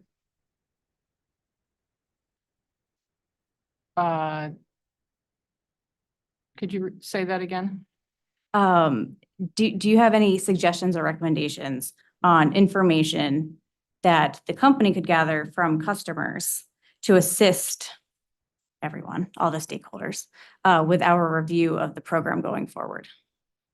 I mean, I think always that it's beneficial to reach out to customers who are, Okay, but is there specific information that might be helpful here? I think we probably be a topic that we should talk about. I think in general, because I think understanding, where customers are feeling the energy burden, but we still, kind of need the information as far as income levels and things like that, and then how each of these customers will qualify in the individual tier level. So I think there's a lot of data that we need. But in general, I guess from a customer perspective, how are they going to receive the program? If we change them from one tier to another, what does that mean? What's the best way to communicate that? How do customers feel about that? In the lot of data that we need, any suggestions on that? Any recommendations or just more information on what that data is that you're seeking or believe we might need? I mean, I think the most important in general is that because of the cost sensitivity that we're trying to understand how many customers will fall into these tiers that we're proposing. Now, on page 4 of your pre-file testimony, you proposed that if it were to tier 2 were to change from a 50% discount to a 40% discount, it would end at each customer's program. Is that the end of the 12 months you were explaining to Attorney White earlier? Yes, I believe that's what we were anticipating. Yeah, that rolling drop. we would wait until that 12-month period and then adjust it or drop them. Okay. And I think this is my last or second to last question. Earlier, with your discussion with Attorney Wheel, I want to make sure I understood that correctly. It was about a 6% energy burden in the reduction of a 40% of tier 2 from 50% to 40%. I believe in OCC 39, you state that you provided an analysis that is the lowest it could go. And I was going to ask for that analysis to be provided as a late file.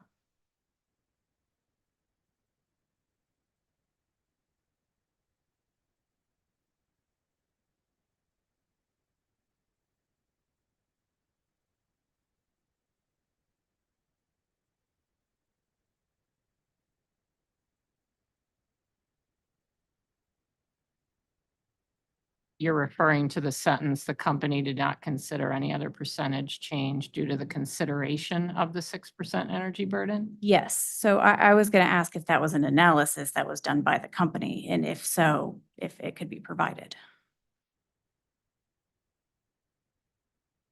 I would have to get clarity on that information that was shared here and what the intent Okay. was. Can we get that as a late file? Just either, I guess, an explanation of what that meant or the actual analysis?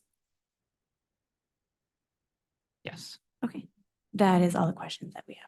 And Attorney Wyman, what page is that? And it was. It's OCC 39.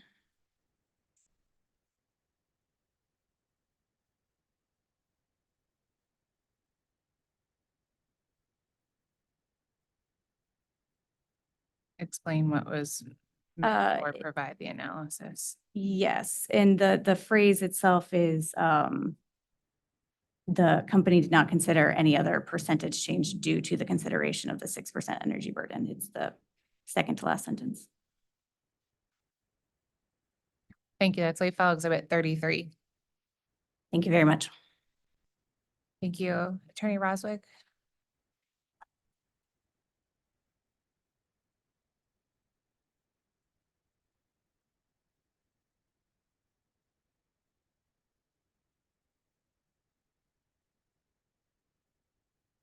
Good afternoon. I just have a couple of very quick questions. You talked about lessons learned from this program.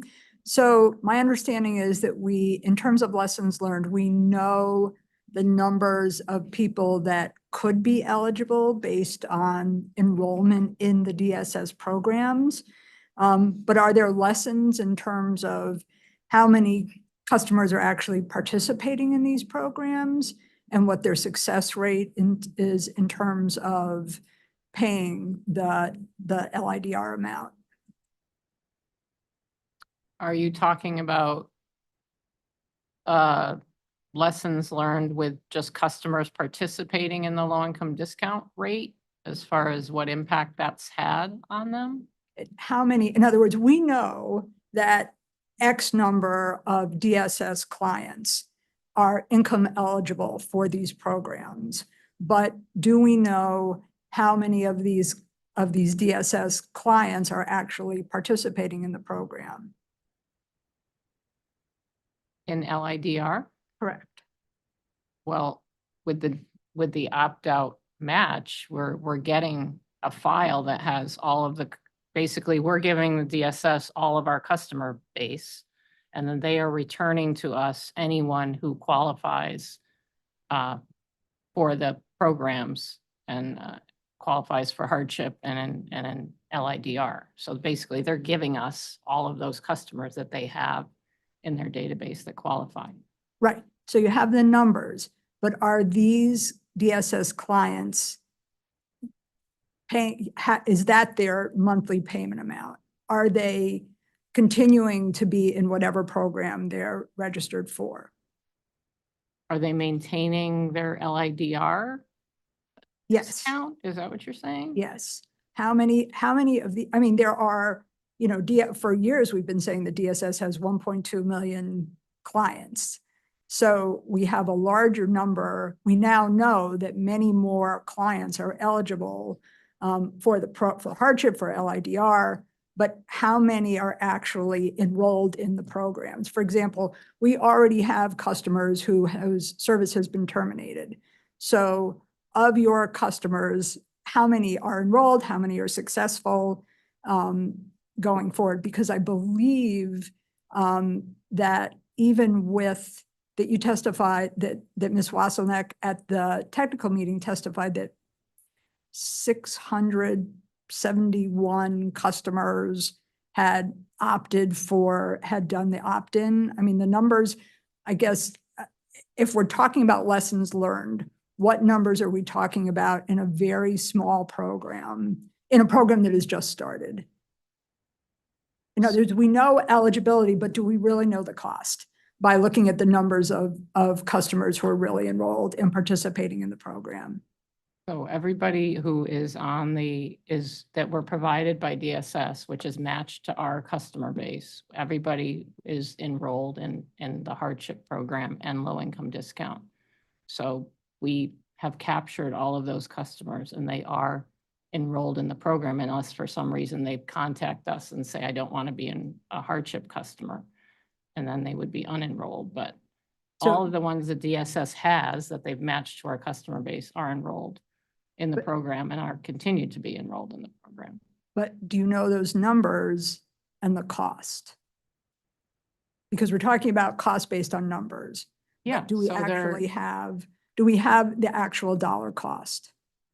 Yes, for those customers, yes, because we know what tier they're on and we know the discount that they're receiving. And we talk about as we look to, I mean, when we started this program originally, when we had these conversations about lowering the energy burden, it was about making this affordable. So, and now we're saying, well, but we have so many more customers who are eligible that it is suddenly, the numbers are skewed. I guess my question continues to be, what is the dollar cost now, today? since this has been in operation since December, I want to say. So are you asking how much of a LIDR credit have we expended since the start of the program? Correct. And then, because we're talking about it, this is the cost Mhm. to the larger stakeholder population. So based on just numbers. So my question is, what is the dollar expense? Mhm. Um, Because it's a different scenario. It's a different equation. We can say these many people are eligible, but do we know that these many people are enrolled and are participating in the program and getting the appropriate discount? Yeah, we have we don't have that available right now, but we could certainly get the number of customers enrolled in the program as a result of our DSS match and the tiers that they're enrolled in and the discounts that they're receiving. Thank you. Can we have that as a late file exhibit, please? Sure. So lead file exhibit 34 to provide the current number of customers enrolled by LiDAR tier and the costs incurred to date. Thank you. So the cost would equal the discount that they're receiving, correct? The deduction of their bill. Is that what you mean by costs? Yes. Okay. And then of the customers receiving the 10% discount, do you have data around how many of those customers have been successful with that limited discount and how many have had their service terminated? So in other words, of people who are enrolled in the low-income discount rate program, have any of them At the 10% at the tier one. tier rate? one, how many of them may have still had difficulty paying their bill, was not protected, not in a payment arrangement, and got disconnected for non-payment? How many people were disconnected? How many people were not successful, regardless of whether they're in a, you can be in a payment arrangement and it still not be affordable. So how many people who are on the 10% rather than the 50% had their service terminated For non-payment. for non-payment, correct? You want that part of the same late file? Sure. So we're still on lead file 34.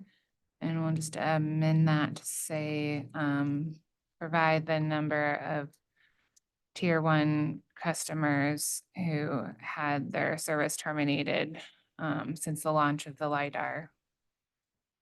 Terminated. Since.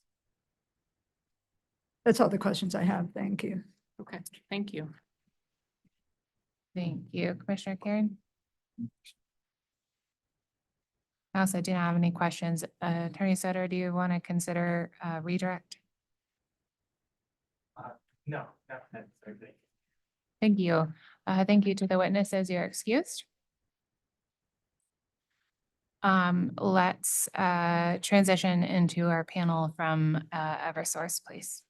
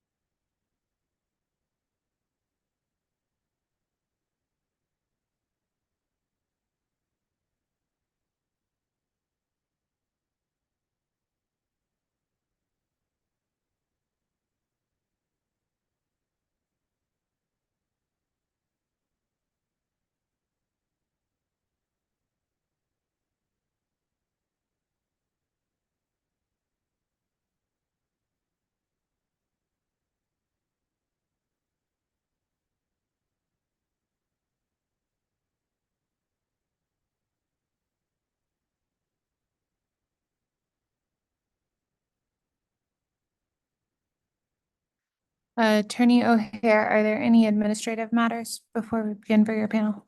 Okay, I think they're both sworn. Correct. Very good. Okay, once the witnesses get situated, then we can move into cross by authority staff.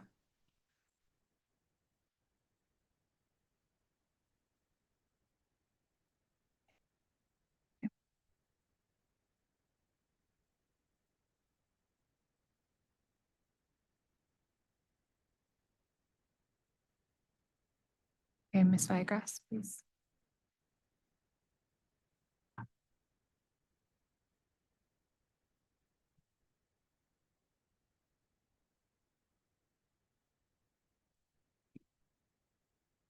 Thank you for joining us today.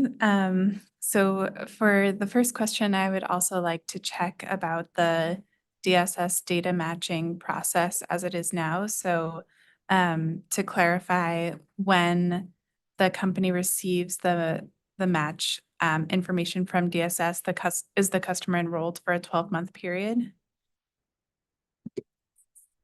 Yes, that's correct.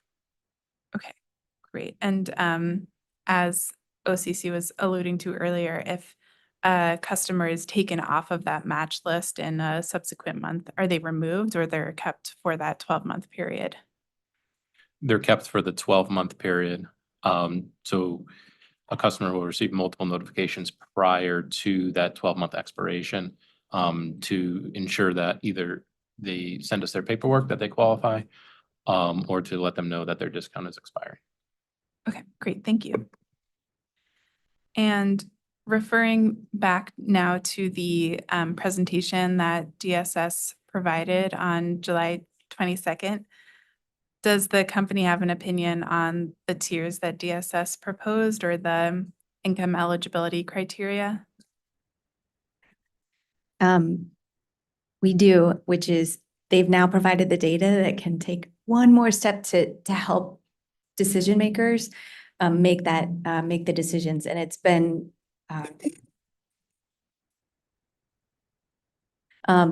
I think it's what we've all wanted for a long time. We would like that step and think it would be hugely valuable to dedupe it and make sure it's not counting double participation.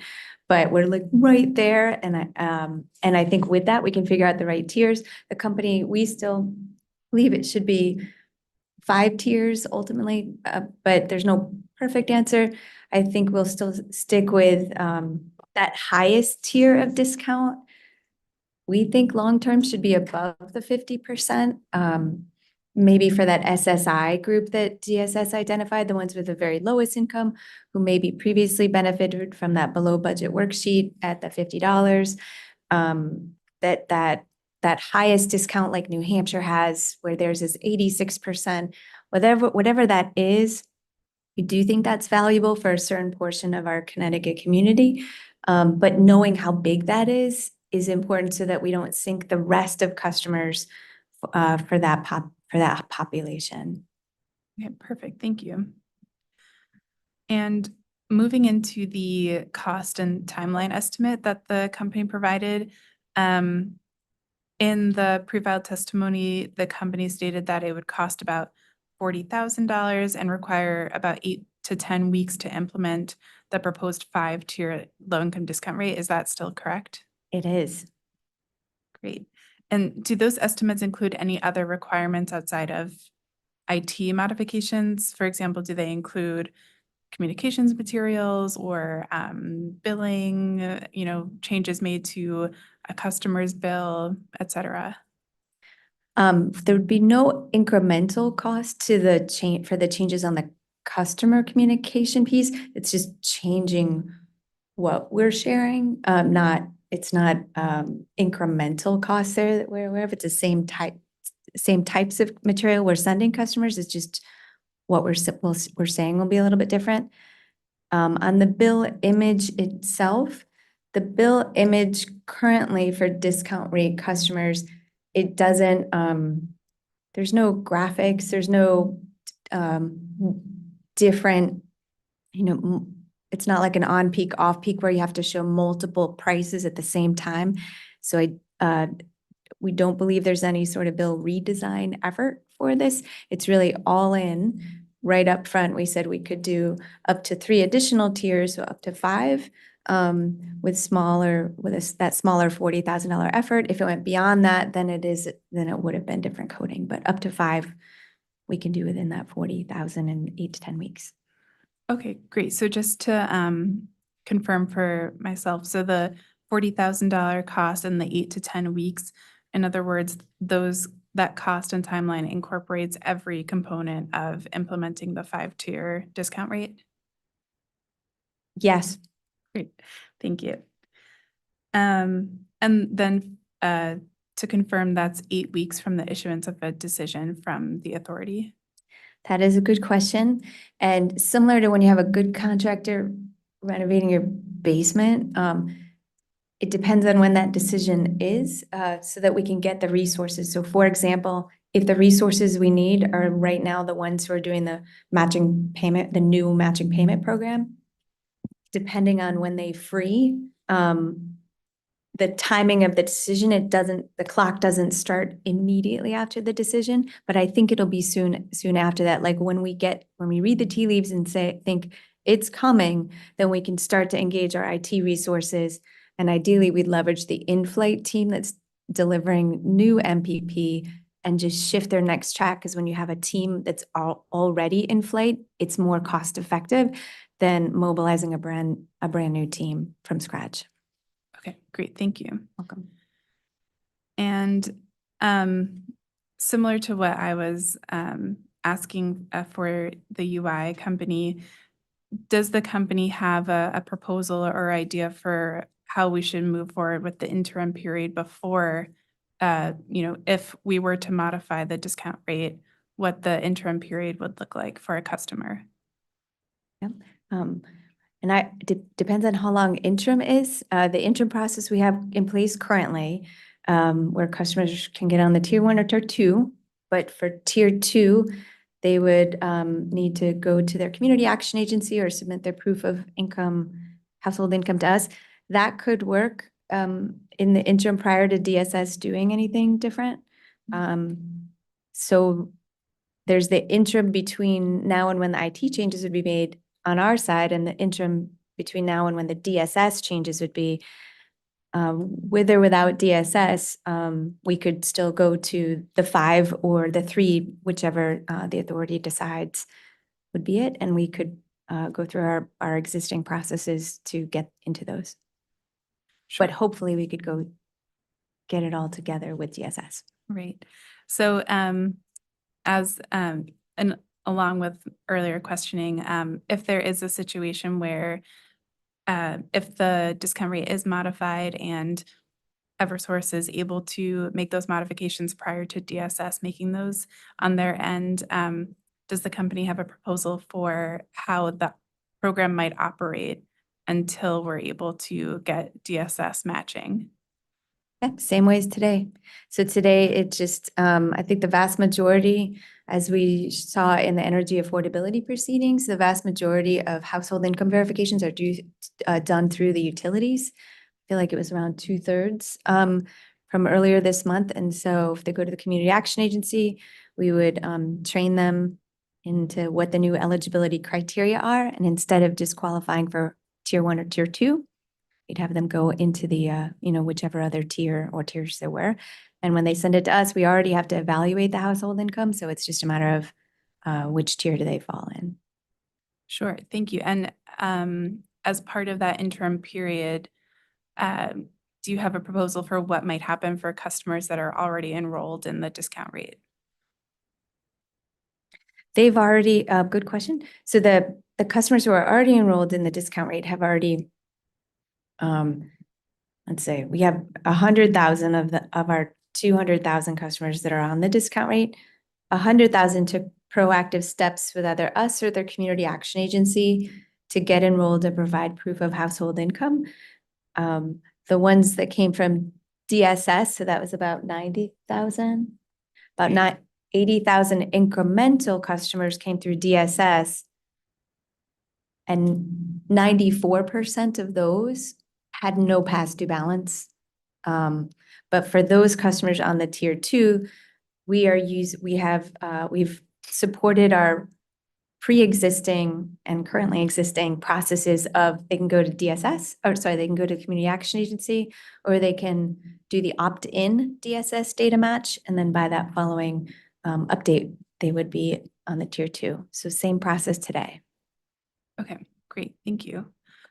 I might ask for a late file exhibit if the companies could provide a proposal for kind of both interim periods that we referenced. One is prior to the companies making the IT modifications themselves, as well as the interim period of if the discount rate is modified and the companies are able to make their own IT modification, but DSS has not yet.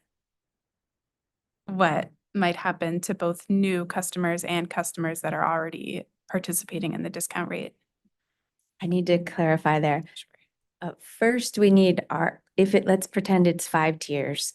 First, we need the 5 tiers coded that $40,000 in 10 weeks, because without that, there's no place to put them. There's no place to identify them. So the interim between now and when that's ready is today. It's the current state today. So it's really only the interim between now and when DSS is ready. Okay. I think that's I'm so sorry. I think that's the question. So we're just asking you to reduce to writing what you just said. Thank you. Thank you. And those are all of my questions. So thank you. Thank you. Thank you. The OCC, please.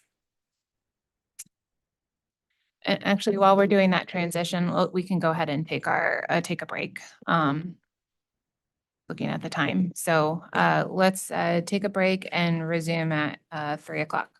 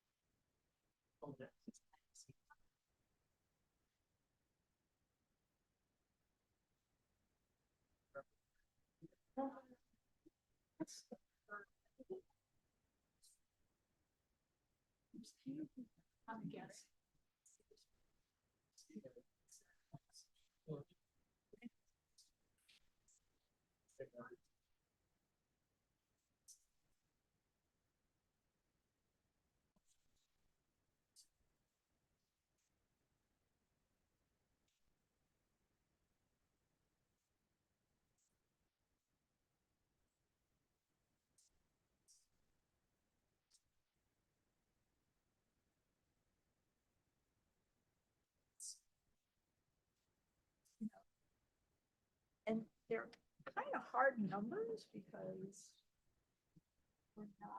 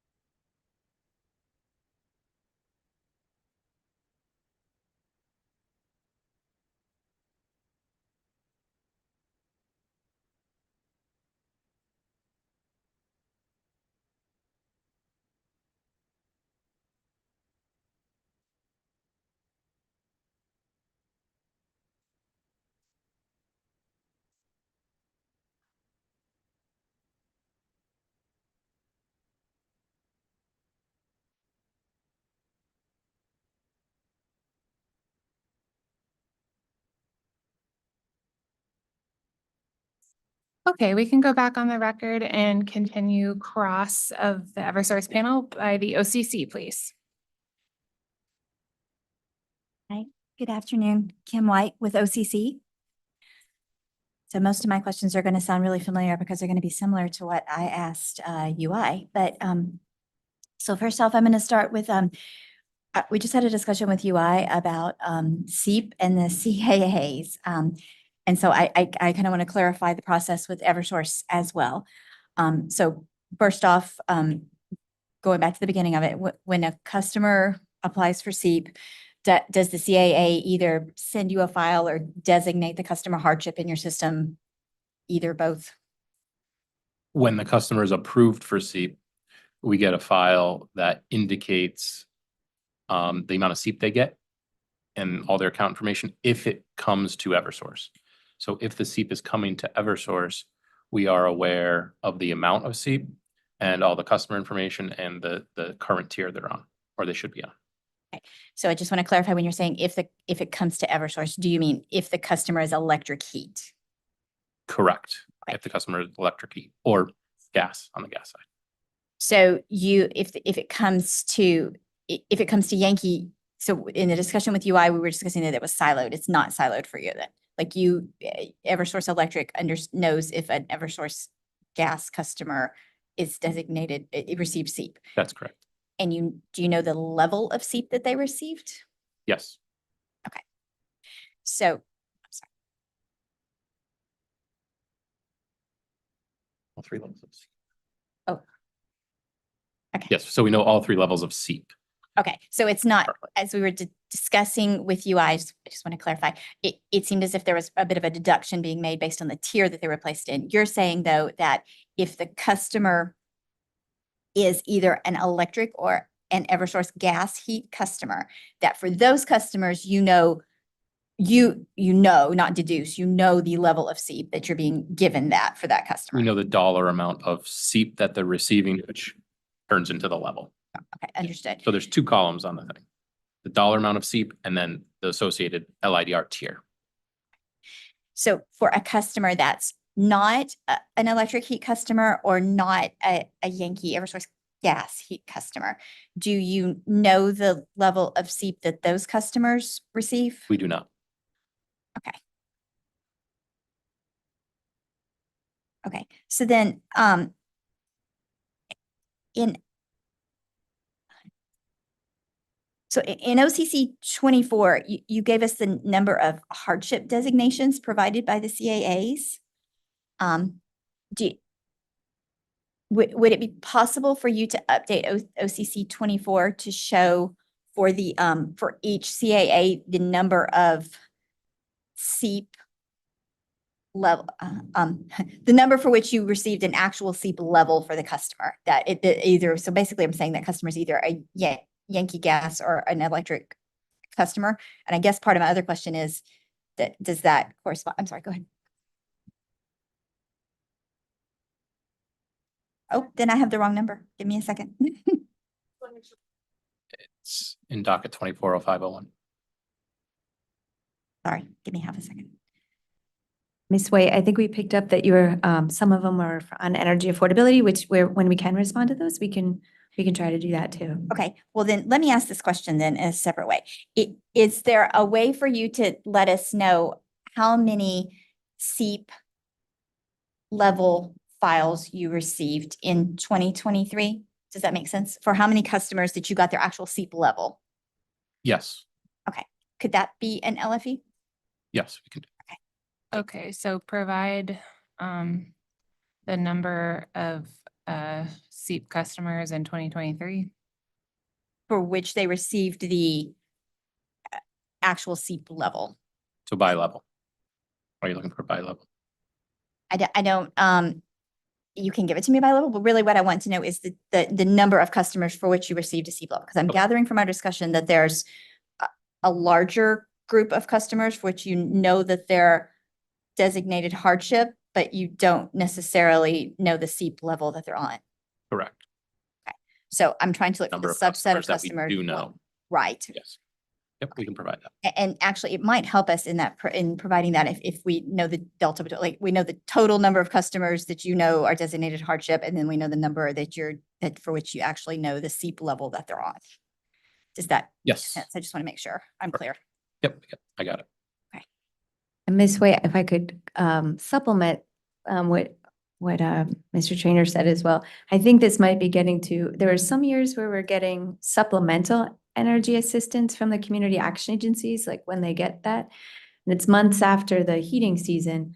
But in some of those years, the total amount of customers then that got SEEP was significantly higher than in years that didn't have supplemental.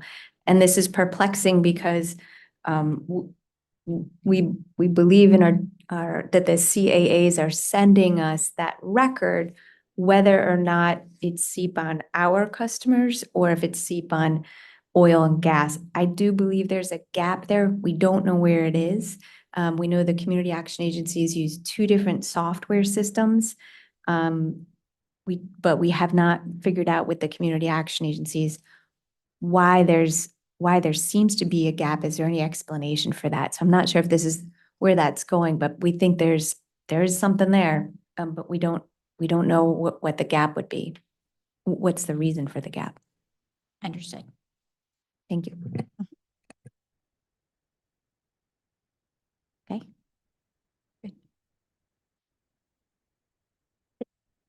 How does your company track heating versus non-heating customers for purposes of the low-income discount rate? We have what we call a revenue class that indicates if it's heating or non-heating.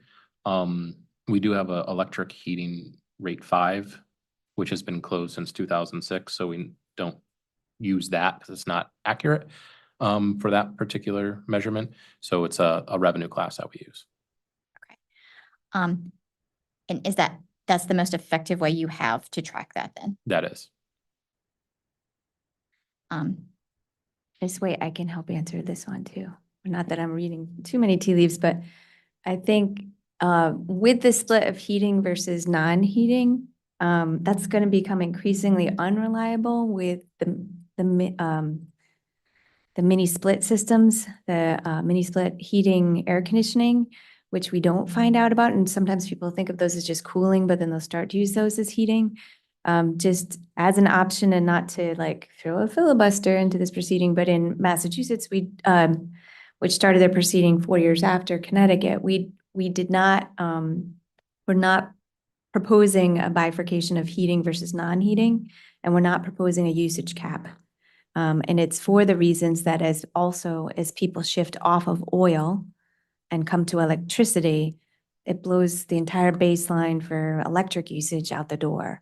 And then otherwise, we don't have a way to verify either what they're heating with. Most customers who get a mini split system, they don't call us and tell us they're getting a new air conditioner, and then most still don't use it for heating. So I think there's maybe an opportunity in the years ahead or even now, as we electrify, do we reconsider some other pieces? But I don't want to throw a wrench into anything right now, but I think it's worth consideration.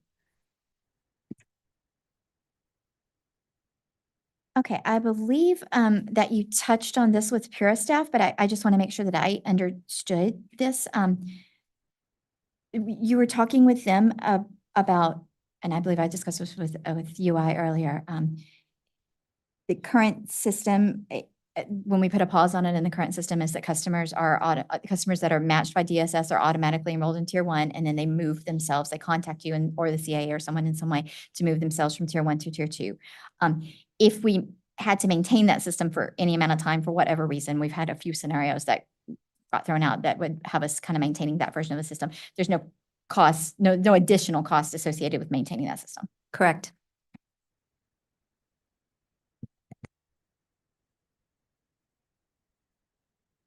And going on to another thing that we were talking about earlier in costs. So you stated to Pura staff that like UI, customers are enrolled on the discount rate for 12 months based from when you get the file from DSS. So actually, let me ask a question on that. Is it from, so let's say I'm going I'm going April, May, June, July, and I've showed up in the DSS match, actually, don't match monthly, but succession of DSS matches. You go 12 months from the last time I got matched with DSS? Is that what you're saying? Okay, I'm That very makes excited. These are the juiciest questions. So each month we have the data matching with DSS. In this first part of this year, while we were waiting for changes, we slowed that roll, but it'll be monthly. If I could answer the question by just referencing what Massachusetts does, because we looked at that to try to figure out how to do rolling financial hardship verification in Connecticut. So in Massachusetts, every month, each of the 7 utilities gets a file and it says, yes, no, are you low income? On the month that they do not show up as a yes in that file, they go off the discount rate. So that's what Massachusetts does. In Connecticut, each month we get that file from customers. So if I first get, if I first get Dan Trainer as low income this month, you'll be coded as low income. You'll be on the discount rate, and your account will be coded with a financial hardship for 12 months from today. DSS does not tell us the beginning or end of their benefits. And keep in mind, I think from what we saw Monday, some of their programs, which I'm not sure if Mr. Hadler spoke to, go for 18 months, not 12 months. So they aren't necessarily recertifying every 12 months, but for most cases they are. When we get to the end of, so we didn't have a way, since DSS is doing their verification, we talked about options for how to, what should we do? And then there was a motion, number 8.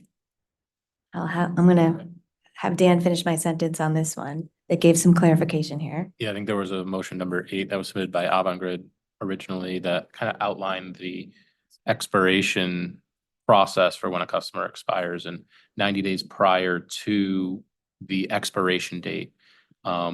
We're going to look at the list. We're going to look at the DSS list. If the customer's still on it, they get another 12 months added to their LIDR and hardship. If they're not on that list, then at 60 days, they'll get a letter, and I believe it's 30 days, another letter, 15 days, and then at expiration, they'll get another. So a set of 4 letters they'll get before they actually fall off the discount rate. What we might think is, what we would think if that motion decision wasn't in place, that would have been preferable is at 12 months, if they don't show up in the DSS file as a yes, then at that point, send a notification, the 90 days, hey, you've got 90 days to go verify your financial hardship, and keep them on it for an extra 3 months, versus what we're doing based on the decision in this motion would be a few months prior to the end of the 12 months, automatically moving forward another 8 months. And so it unintentionally, by following that decision, it has the impact of, for most DSS customers, going 16 months, 2 months prior to expiration, or 3 months prior to expiration plus 8 months. So 5 months, so it'd be 15 months. It's more, it's more, so. But it will be confusing to customers, and this part we know. If you haven't expired your programs in DSS, we're gonna be telling you you've expired, and you haven't. You might not have. I mean, DSS doesn't tell us that. It's just, what we're doing is 9 months from the start of when we get identified that they're financial hardship, but has nothing to do with when they actually signed up for DSS programs. Okay. So if I understood you correctly in that, you were saying that in Massachusetts, that in their system,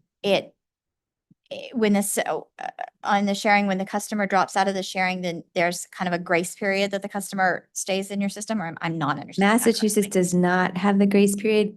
I thought for Connecticut, we should do a kind of keep them on it until the state says no, but don't bother them with or confuse them with a notice that says they're expiring if they're not. If the state hasn't said they're expiring, we're kind of let the state be the owner of that status. And then once the state sends back saying, nope, they're not on any programs, then send the reminder, but keep them on for a grace period of, say, 3 months, to let them go to the state or us to verify. And so I think this goes back to the original question that I had asked UI as you said, the system you just described versus the system that's currently placed are not the same. Is there a cost associated with changing that? Yes, and I don't know what it would be because we just implemented the decision from the order, but we could take that as a Could you late give us that as an LFP? I believe that's the same LFP that UI had then, so. Okay, thank you. So Attorney White, are you referring to LFE 28, the detailed breakdown of costs and timeline associated with changing the system to drop a customer from LiDAR more frequently than 12 months? Yes. Okay. And it wouldn't be more frequently than 12 months. I think really what I was looking for is it with a different frequency than 12 months. You want to keep them on it for 12 months, but not more than that without verification. Okay, great. Or if, I mean, I guess, well, let me ask a different question involved in that. If, so in the current system, if you kept them on it, like if they dropped out, it sounds like what you're talking about in Massachusetts is that the day at which they drop out, they drop out. So are there, would there be a different cost associated with changing it to a system where if they dropped out, if you don't get a data match sometime within that 12 months and you give them the grace period that you're talking about in there, would there be a different cost in that than if you're talking about doing the 12 months? The other version you were just talking about. So it's either the drop like Massachusetts or the drop with the grace period. Is there a difference between those two costs? Is that what the question is? Maybe I misunderstood what you said there at the end of that a second ago, because you were talking about keeping them on it for 12 months, which seems to be the current system that we have. We keep them on it for 12 months, and then you communicate with them prior to the 12 months to let them know that they're going to drop off. And then they get recertified. Am I making? Yeah. So Dan, take us through the steps of if you're on the DSS list at month X, when do we notify you? And then if you don't respond, how long are you on it? So 3 months prior to expiration, so call it month 9. We'll do a check to see if you are still on the DSS list. If you're still on the DSS list, then your LIDR expiration date gets extended for 12 months. And then if you're not on the DSS list, you get that series of letters. And if you don't either show back up on the DSS list in those 2 months or provide your information to a CAA, to us, then you will expire. So just for my own clarification, are you saying that you don't necessarily do the check on a monthly basis? You're not doing someone gets on there and then the check as to whether or not they're still on the DSS list doesn't happen again for another. We do the check every month. Yeah. We just were following the decision on the motion, which said, Okay. don't use that. That's how we interpreted it and had to execute it. But I think the DSS data matching is probably still like new and we're all are learning about it, but keeping it simple for customers, we do think it'll be a little confusing to send them an expiration list when they're still active on their DSS programs. Understood. Thank you. So moving on, I've heard you mention New Hampshire and the 5 tiers a few times in today and in the interrogatory responses. Are there any cost savings for Connecticut customers with you having 5 tiers in Connecticut and equally having the 5 tiers in New Hampshire? Does that question make sense? Does having the same system in 2 different jurisdictions make it cheaper for us? Ms. White, we'd asked that question to our IT partners maybe 2 years ago in giving this design because we thought it would have. We thought because we already use 5 tiers in New Hampshire, and maybe we could just open that up to Connecticut. And that wasn't the answer back then. So they did need to build an instance for just Connecticut, period. And that is built now.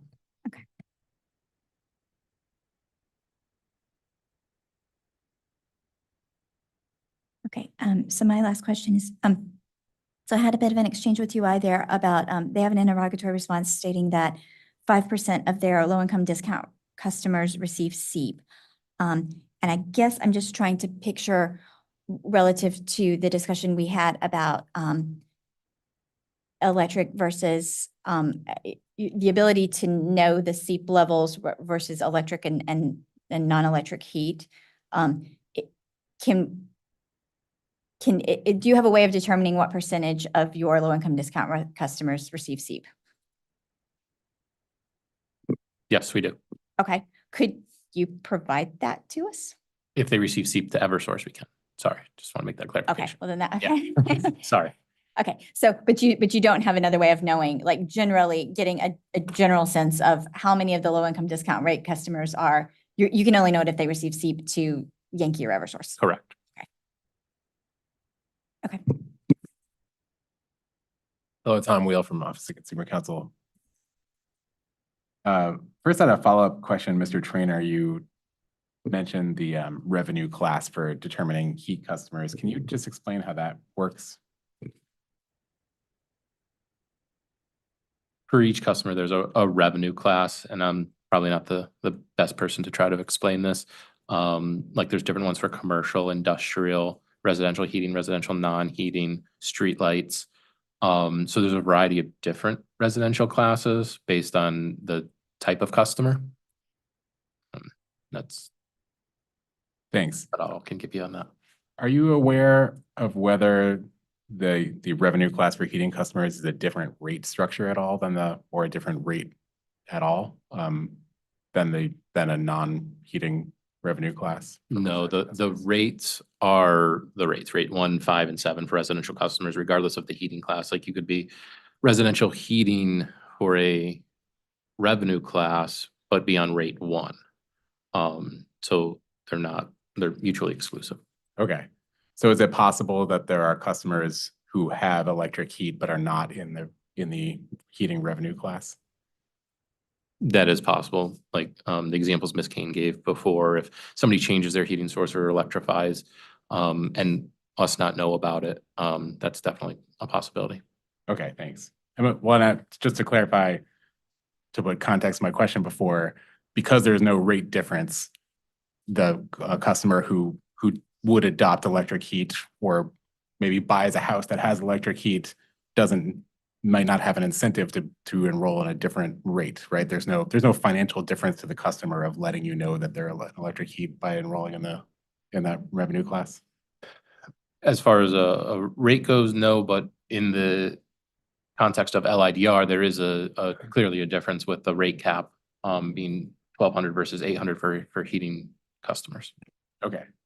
And Mr. Wheel, what I don't know is when it's a new home, they're required to state the heating source to the state, but I'm not aware of any sort of a feed from the state. And I really think the split mini ductless systems people don't think of them as heating, but I think there's a likely gap there that would make that data element have less confidence than it would have in 2006 when that rate ended, for sure.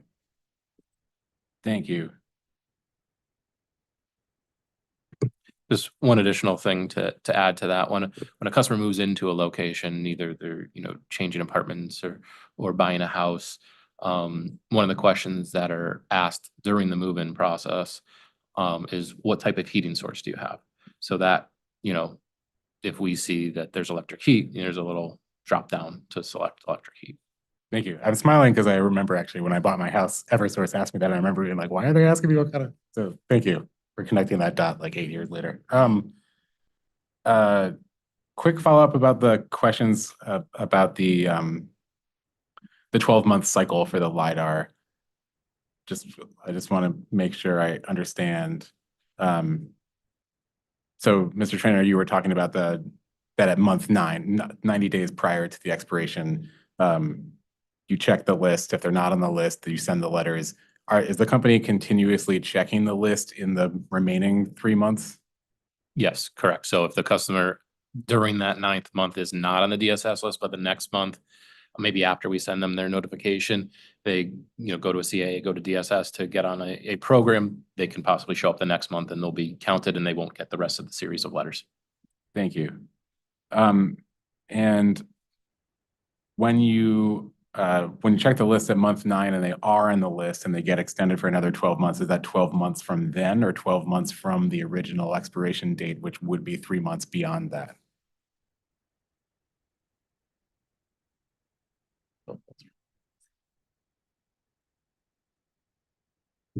We'll check on that.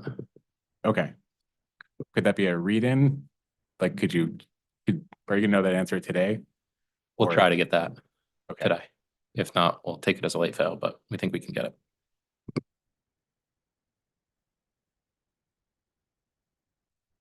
So Chairman, I don't know if that needs to be labeled as a read-in. Sure, I'll label that read in A. Thank you. And last one on that, Massachusetts you check every month, the list. And as we discussed, if they're not on the list, then they're removed from the program that month. Is there a similar notification process in Massachusetts?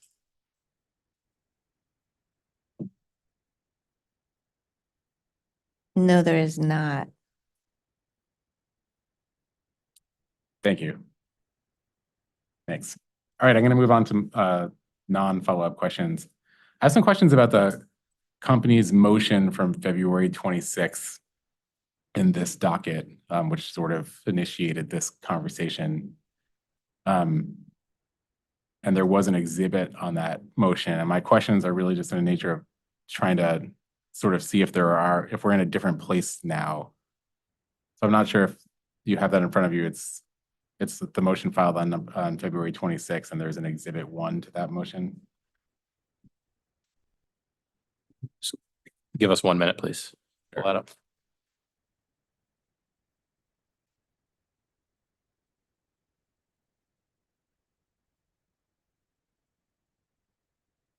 It's motion 85, if it helps you find it.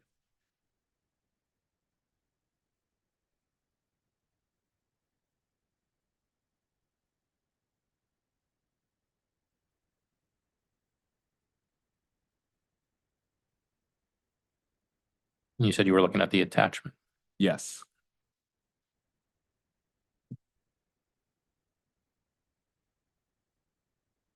And specifically the second tab labeled 2024-02 LiDAR with DSS match. That's the portion of the attachment I'm looking at.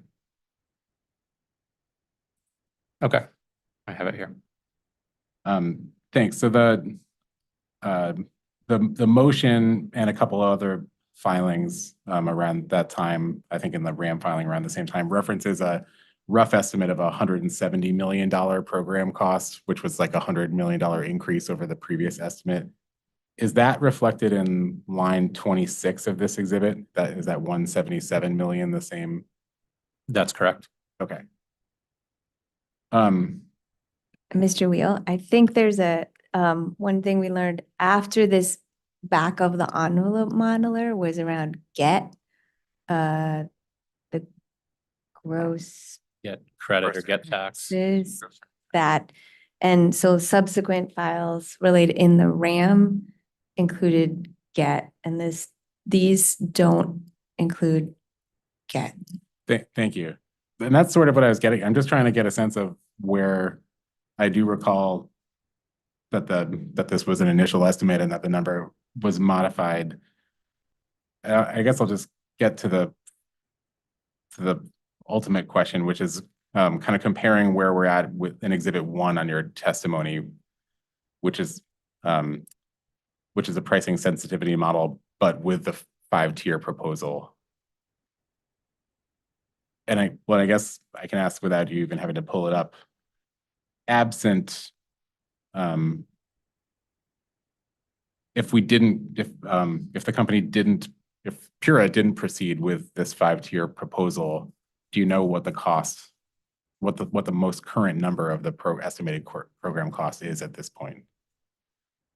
Yeah, so if it stays status quo as we are right now with DSS customers being enrolled on tier 1 and could upgrade to tier 2, we're in about the $100 million range on an annual basis. Okay. Thank you. And January through July estimate, but we have most of the July data at this point. We're at about 51 million. Okay, But keep in mind that the last 2 months have had a significant increase in the number of customers. We went from about 110,000 or so in April to close to 200,000 right now. thanks. Pretty much on the dot, 200,000. And that rough $100 million estimate, you said that that's sort of with the status quo as it is now. Does that mean the status quo as it is now that we're still, with kind of withholding the 50% auto enrollment, right? That's correct. If you go back to the original attachment 1 from the February filing, that $178 million cost is if we processed everything in the way DSS indicated. So if they're tier 2, we would put them on tier 2. So that would result in 87% of the customers, 87% of those 200,000 customers that we have would be enrolled on tier 2 versus how they are today. Thanks. So is that, I guess my next question is, if that were still the plan, in other words, if we kind of went back to what the expectation was in February, that we would go back to the model where where the data match would result in auto enrollment within both tiers. Do you know is there an update to that 178 million cost, taking the GET into account and any other updated data?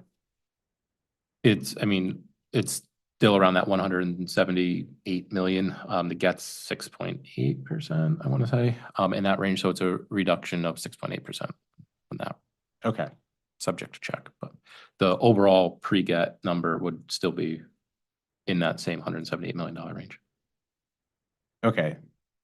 Thank you. On an annualized basis, not just this year, obviously. Yes, thanks.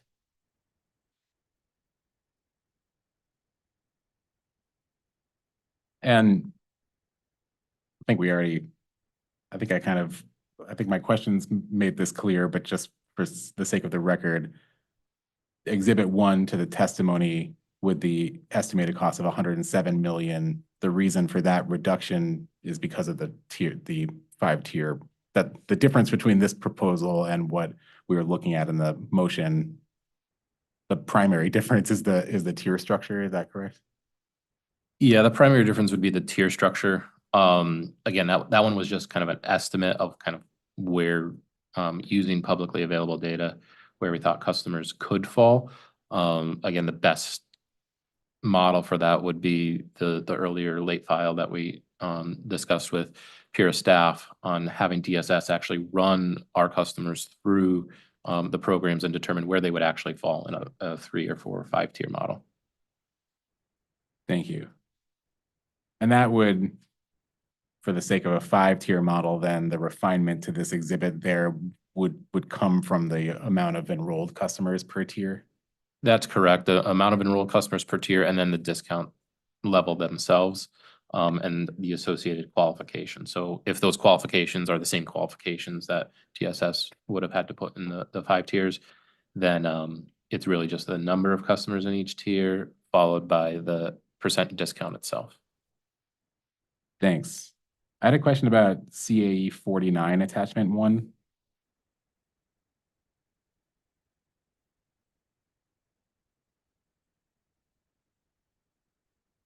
Okay, go ahead. And I'm looking at the tabs. There are 3 tabs all the way to the right that are the 3 options for a 5-tier model. I know that the discount range is different, I think, in these models than I'm trying to compare these models to Exhibit 1 to the attachment to the testimony that is. And there are different overall program costs, and I saw that there are different discount ranges. Are there any other reasons why the overall costs are different between these models and what was filed in the testimony? Yeah, so there's a couple different reasons. One, the directions in CAE 49 were to the lowest tier remained 10% and the highest tier was capped at the 50%. In the previous attachment, I think we had like 75%. Yep. So that's one difference. The other difference is the split of customers, where in the 5-tier models, without knowing how customers would split out in each of the new tiers, I'll say in tier 1, we kept it the same. as it is today with 13%. But for the other tiers, what we did is we evenly split all of the customers, the remaining customers, into each one of those tiers. So in the 5-tier model, 21.8% of customers are in tier 2, 3, 4, and 5. So that also made a difference. Again, we don't know how that's going to split out until we do the exercise with DSS. Okay. Because my ultimate question was why Exhibit 1 is ultimately cheaper than any of the models in CAE 49, but is it safe to say that we shouldn't read anything into that yet until the refinement from that late file exhibit is performed?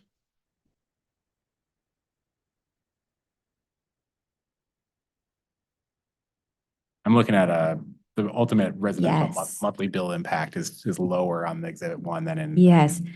So looking at Exhibit 1 on, let's see, row 12, you can see that the number of customers estimated in tier 4 and 5 were 3% and 6% respectively. So at the highest discount, it had the lowest number of customers in that scenario.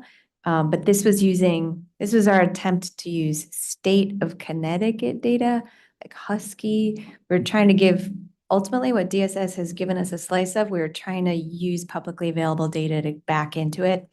It didn't nail it like Peter Hadler's data did a few days ago, but so I think it's just that if you type into those, they'll change. So if you made those, it's the same model we've been updating. So if you change the number of customers in each tier, it should land in the same place. Okay. But none include the get.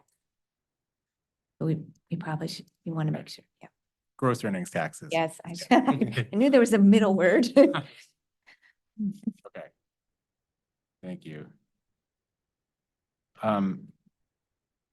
Attorney White was asking some questions about the New Hampshire tiers, which are, I'm looking at the chart in the testimony on page 11.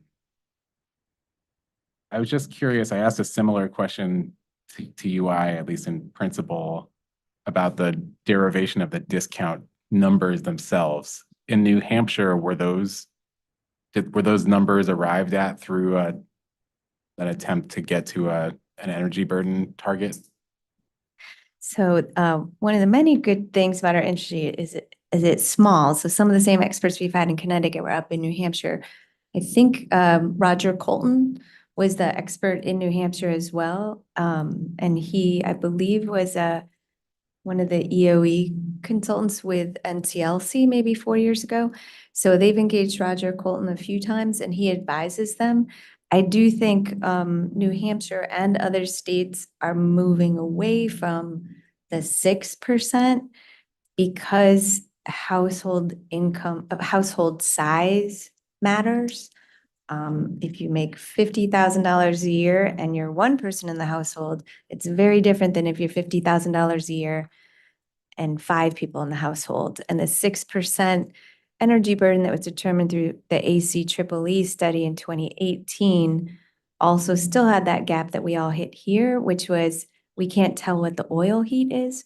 In Massachusetts, they used 4% for, I don't know if it's electric and gas, might have been electric, and they used a proxy of 2.5 people per household, but they're also modeling it with 4, but just no matter what, it needs household size. So yes, Roger Colton did analysis, and they do analysis each year. So their Energy Assistance Board, it's in one of our responses, maybe it's OCC 35, that we shared that their Energy Assistance Board each year does an assessment and makes a recommendation for the Public Utility Commission approval up there on what those percent discounts should be. And most recently, their regulatory authority has asked, this was just Friday, to discontinue entirely the lowest discount tier to basically to lower the total cost of the energy assistance program. So we're still trying to understand what that is, but they're not going in the same direction as Connecticut or Massachusetts.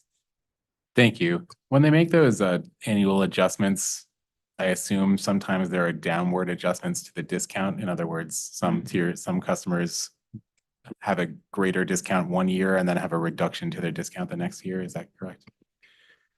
Yeah, and they do an evaluation every year of the dollars that are coming in from all the different utilities. It doesn't necessarily mean the discounts change every year. So the discounts remain the same for several years. And just recently, within the past, I don't know, year and a half, maybe 2 years, they did change in some. The lowest discount a couple years ago was 8%, and now the lowest discount is 5%. But on the other side, the highest discount right now is 86%, and then previously I think it was like 76. So it could change either way. Okay. Thank you. And looking at page 13 of your testimony, just the proposed discounts for the 5 tiers here. Can you explain how the company arrived at those numbers, the 10, 20, 30, 50, and 75%? Yes, I would say it was in the week prior to the filing, as we were trying to look at Husky numbers. That was just our attempt to offer 2 tiers in between 10 and 50 and 1 tier higher than it. So there's no special sauce to it because it's all dependent. The total cost is still all dependent on how many customers are in each tier.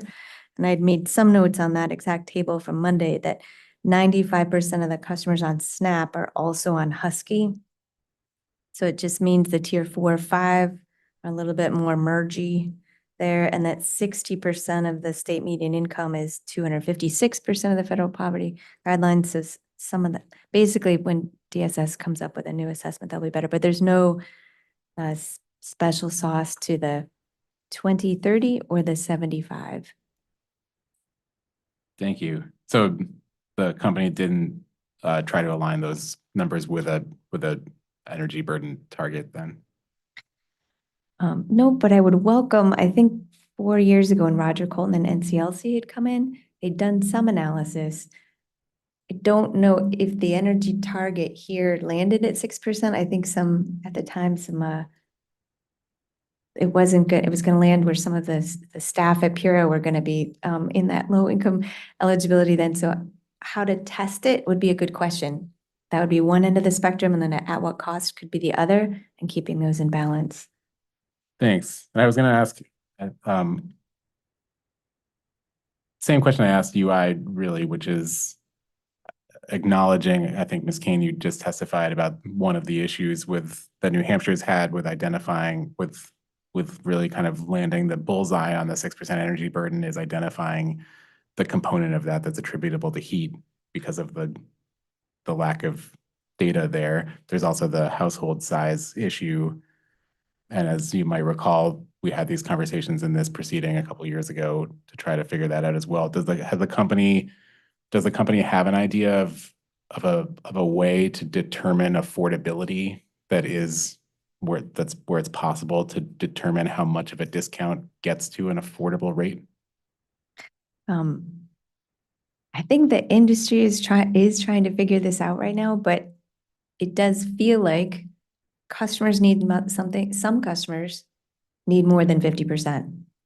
And I think that the ones on SSI would be an example where, and what we're hearing from our partners, from I think Center for Children's Advocacy and Operation Fuel, are that 50% below budget payment amount was affordable to some.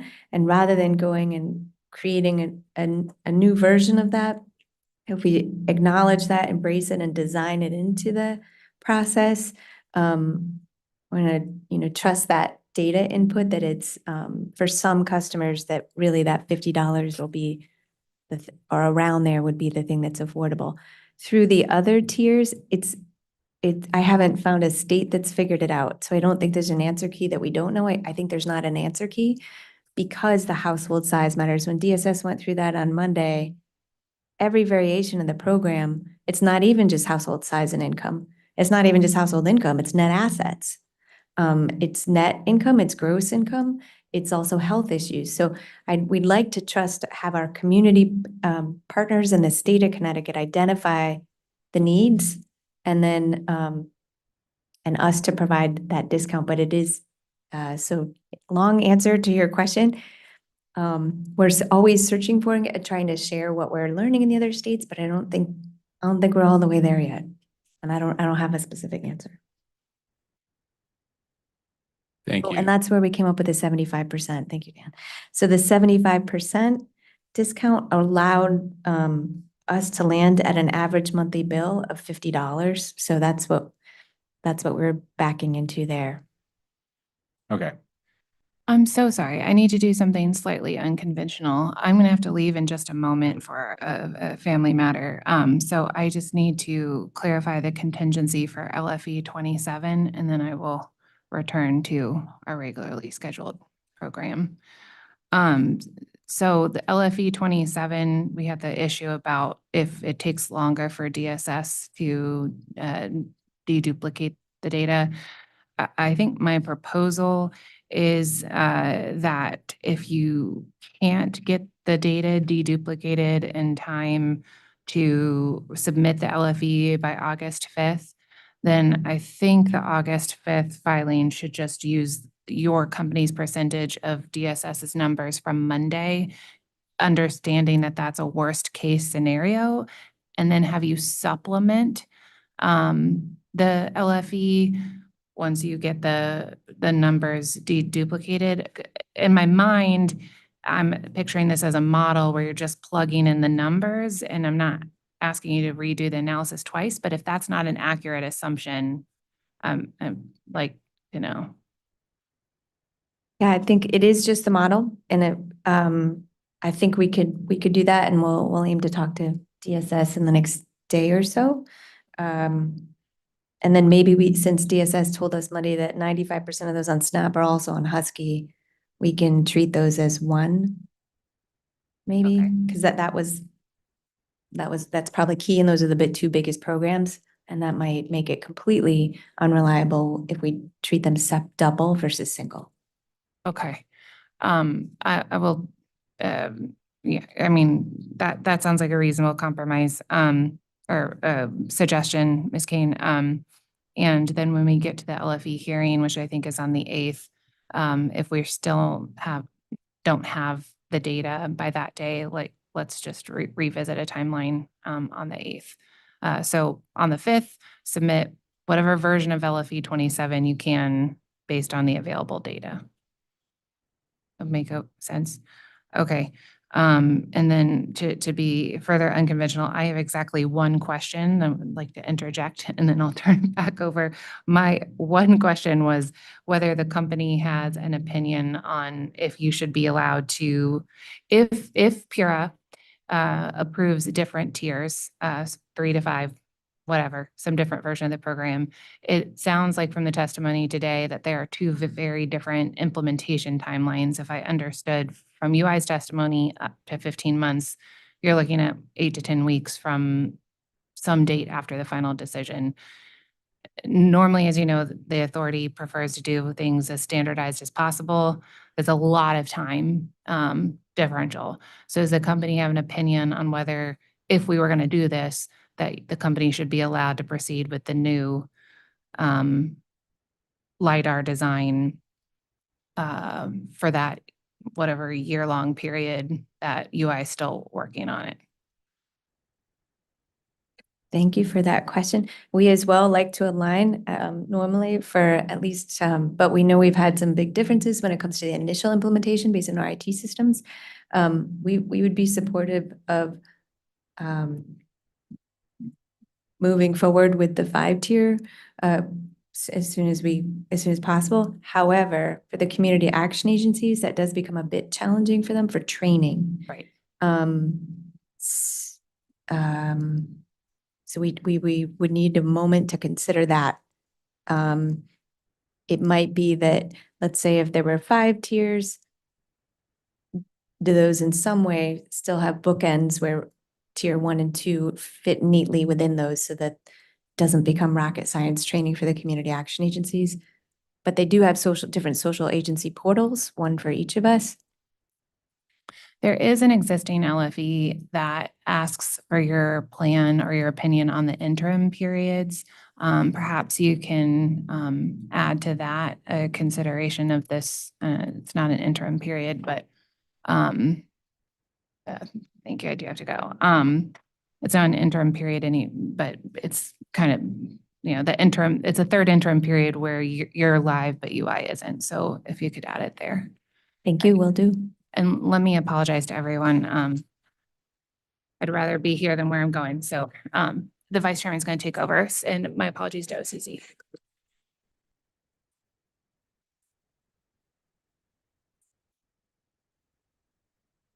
Okay. Are you finished? Actually, I have one really quick follow-up Okay. question on what just got said.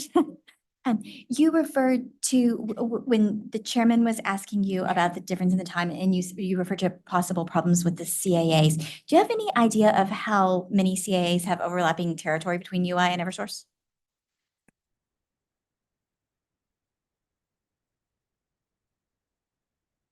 About a handful, maybe 5 or 6. But still, they're going to 2 separate portals right now, like one for us and one for them. It'll be a little more complicated for them.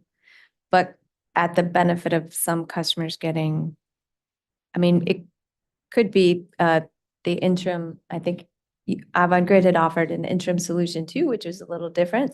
Could be a hybrid of our moving forward with the 5-tier while your interim was going to be different than current state today, right? I just want to add one clarification to a question Attorney Wheel asked earlier. The question was the difference between the Exhibit 1 in the pre-file testimony and CAE 49 and the cost difference. So if you, and it does have to do with the discount percentages and the number of customers by tier. If you look at each of those examples and do a weighted discount, so basically just what's the overall average discount somebody's getting in CAE 49, the more expensive one, I'll call it, the discount is on average 28.5%, while Exhibit 1, it's 26.5%. So it's a 2.5% weighted difference in the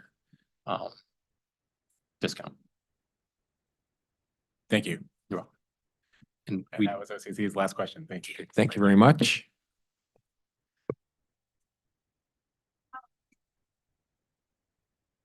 You're reading my mind. Read an A.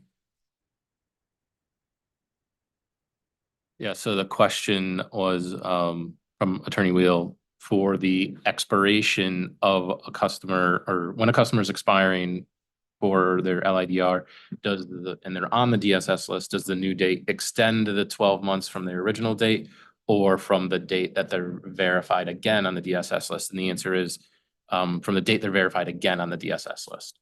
So they get 12 months from whatever date that is. Thank you. And thank you, OCC.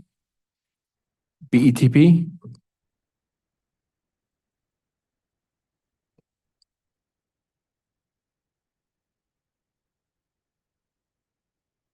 Good afternoon.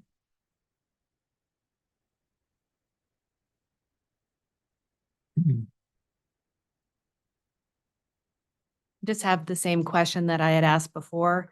If you have someone who is currently getting a tier 2 discount and they're midstream in that 12-month period, when the new tiers are implemented, do you have the capacity to keep them on the 50% discount until their 12-month term has expired? Yeah, I wouldn't see if it depends on that particular customer, but I would keep them there. I'd propose to keep them at that discount versus if there was a 40% or 30% and, not lower it. So it would get at the point of their renewal is at the point that would change downward, I'll say, but upward, there's always an opportunity for a customer to, I'll call, upgrade their discount if it were to be higher than the 50%, like in some of the examples that we've been discussing. Thank you. And the 50% doesn't have to remain a tier in order to achieve that, or does it? We would like to take that as a late file. That is a very good question. What would have to in our system? Would have to say. Yeah, so we would have to keep the 50% because so in our system, there's tier 1, 10% blanks for a couple other tiers, and then tier 2 right now is 50%. So tier 1, 10%, tier 2, 50%, and there's like blank ones. So you always have to have a 50 there, unless we're kind of starting from scratch. And that's in general for any tier system that's created. In order to keep the cost down, you would have to have 50% as one of the tiers. What I can see is you can always increase that since you're giving a customer more benefit, but without customer communication, you wouldn't want to decrease that. I think meant what we more would for your take- costs. Yeah, we would take this as a late file request. So with our IT systems, we can also do a one-time move to make sure that customers, wherever we want them to be on something, that we would move them. But I know what Dan is talking about. If our IT partners have said we can go up to 5 tiers, if there are 5 new tiers and none of those tiers is 50%, we lose a place to give them the 50%. That's what he's saying. So we could take that back if in the interim, I think we're in an odd spot now going from 2 to 5, but going forward, they're just like when rates change, you'd have a date of the year or 2 dates a year where they would change and then they would change all at the same time. Now, since we're talking about potentially a midstream change, that's a good question. I think I'd want to grab our IT partners' input. Dare I ask you, put late file 37 in a few words? Can you tell me what you're looking for in a few words? Whether the 50% discount needs to remain one of the tiers. First of all, to maintain the discount for individuals who may be affected in a negative way, whose discount may be lowered by a change of tiers. And second, whether it needs to remain a discount or in a 5-tier program, or if the cost of that would increase if it's not. Does that make sense? We get what you're saying. Yes, we do understand that question. So as long as you understand it, okay. Thank you. That's all. Thank you very much. Thank you. Appreciate it. UI? Thank you.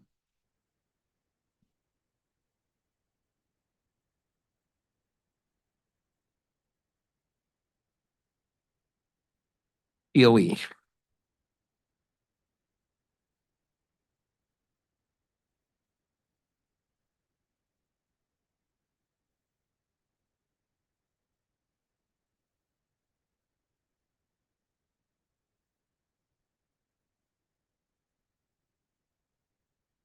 Bigger.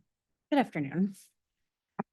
Okay, so some of these questions may sound familiar to you.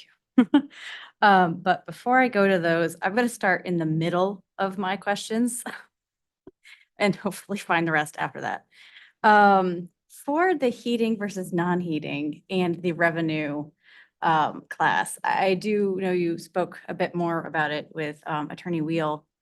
And one of the examples of how a customer is designated in that revenue class is a new house. Or how else would a customer be designated into that? So during the move-in process, we do ask the customer how they heat. So they can heat with oil, propane, natural gas, electricity, and then that's coded in the system as such. And is that for just homes or apartments as well? Residential location. All residential locations, okay. If, not that you're proposing one, but if there were a usage cap, how could that be accurately reflected in an order to say for non-heating, it would be X, and for electric heating, it would be Y? What would the language look like? There are usage caps today. Oh, no, I understand that, but your current proposal was not to have them. I thought maybe I misunderstood that. I do a bad job being contained sometimes, so I was spitballing, as some might say. In Massachusetts, our proposal was not to have the usage cap. Yeah. Where at this time, we weren't aiming to inject that Got into it. this proceeding. I couldn't Oh. resist sharing that information, but I think that would, if the usage cap went away, there would likely be IT impacts, customer communication impacts. So maybe for future years, we don't need to boil the ocean on this one. So I need to be managed sometimes, and that's all that happened there. No, I appreciate the clarification on that, and the enthusiasm. All right, so I am gonna go into my hypotheticals now. Okay, and some of it might be rehashing, so feel free to just point to earlier, but I want to try to be concise. So if there was a cost threshold set in this docket that would re-trigger or trigger a reevaluation of the discounts offered, what sort of percent or trigger mechanism would you recommend? If I would love for each key stakeholder to be able to put that answer on record. This comes back to even early 2000 when we opened this docket. It's at what cost to all customers.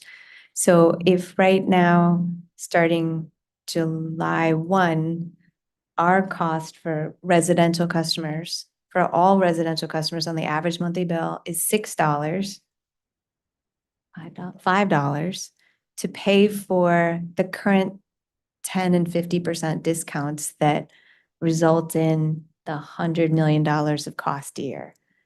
Is $5 increase on all customers' bills too much? Or is that fine for all customers? I certainly know in June and July, those are the highest bills of the year. So people, the timing of the increase matters. I think as we get started, it's a bigger number. Once it's been in place for decades, like our other two states, it's less of a sticker shock. But so if that goes from 5% to some of the scenarios might be as $5 a month to all customers to $6 a month to all customers, is that fine or is that too much? And what else is what are Connecticut customers not getting for $6? What else could they get for $6? So that's one end of the spectrum, and there hasn't been a lot of discussion around that. And then businesses. I know we've heard from some of our businesses, Amtrak, some of our largest businesses about the public benefits pieces of it. I think those two things from all stakeholders should be considered. The New York model was one that we're aware of and one that had been referenced by the OCC early on in this proceeding. But no, so 2% seemed as a reasonable starting point for 2% of billed revenue. And that's why we were saying, hey, let's take a moment because currently this will land at 3.5%. We don't want to be at one end of the spectrum in the United States, where we already have high bills with high public benefits in them. It's a sensitive one with no perfect answer. So how do we figure it out? I think it's by all stakeholders weighing in, but we'd love to hear other costs per customer or as a total percentage of billed revenue. How much is it worth right now? So would I wouldn't say the word support, but that's the wrong word. How the company feel about a annual docket, as it were, until those items are more filled out, the data is more filled out? Great. Great. I think an annual, whether it's docket or proceeding like New Hampshire, where you look at the situation, you look at the costs, you look at the benefits needed, see if things have changed, and then some sort of joint stakeholder group makes a proposal to Pura for here's what we think it should be in this upcoming year. It seems to work well and there's no drama in New Hampshire. I mean, it is a different place versus I think Massachusetts is trying to figure out how frequently they should do this. I think we're currently recommending at least every 5 years, but with different rate cases of all the 7 utilities, it can vary. So 1 year might be too frequent, but 5 years feels like a little long, especially when it's new. Right. And with that, I'm thinking about the data that could be gathered in that time. And so what sort of information does the company believe is the most useful to gather in between current implementation time or future review periods? Yes. And Attorney Wyman, I would say we've done some crazy things with data here in Connecticut in recent years. So with our what we can gather from customers versus what we can gather publicly versus what DSS can provide. Those are 3 different sources. From customers, it won't be verified data. If it's their own household income, we're already asking for that. And the ones who Some of those who need assistance, bring that forward. Others who need assistance go to DSS. The goals that DSS put on the table in that Excel spreadsheet Monday, that's what we've been looking for. That's what should be used. If you use census data, it's not verified. And as Massachusetts pointed out, it's about 13% of customers who are in that data pool are not customers of the utility. They don't pay their own bill. They have their energy costs are paid through their housing. So all of that matters, and there's no verbal information we'd be able to gather that's better. When we used census data a few years ago, that had 90% confidence, which we thought was pretty good, and that we were going to give customers a benefit by automatically enrolling them into financial hardship. But it was right before the supply shock, and it didn't go so well. So we unrolled that, and we had some customers really mad that they wanted their supplier choice at the time. So I'll be managed. Okay, you answered a couple of my questions. So,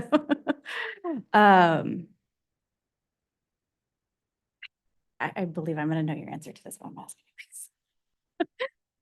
you. How would the company measure success in lighter? What would success look like?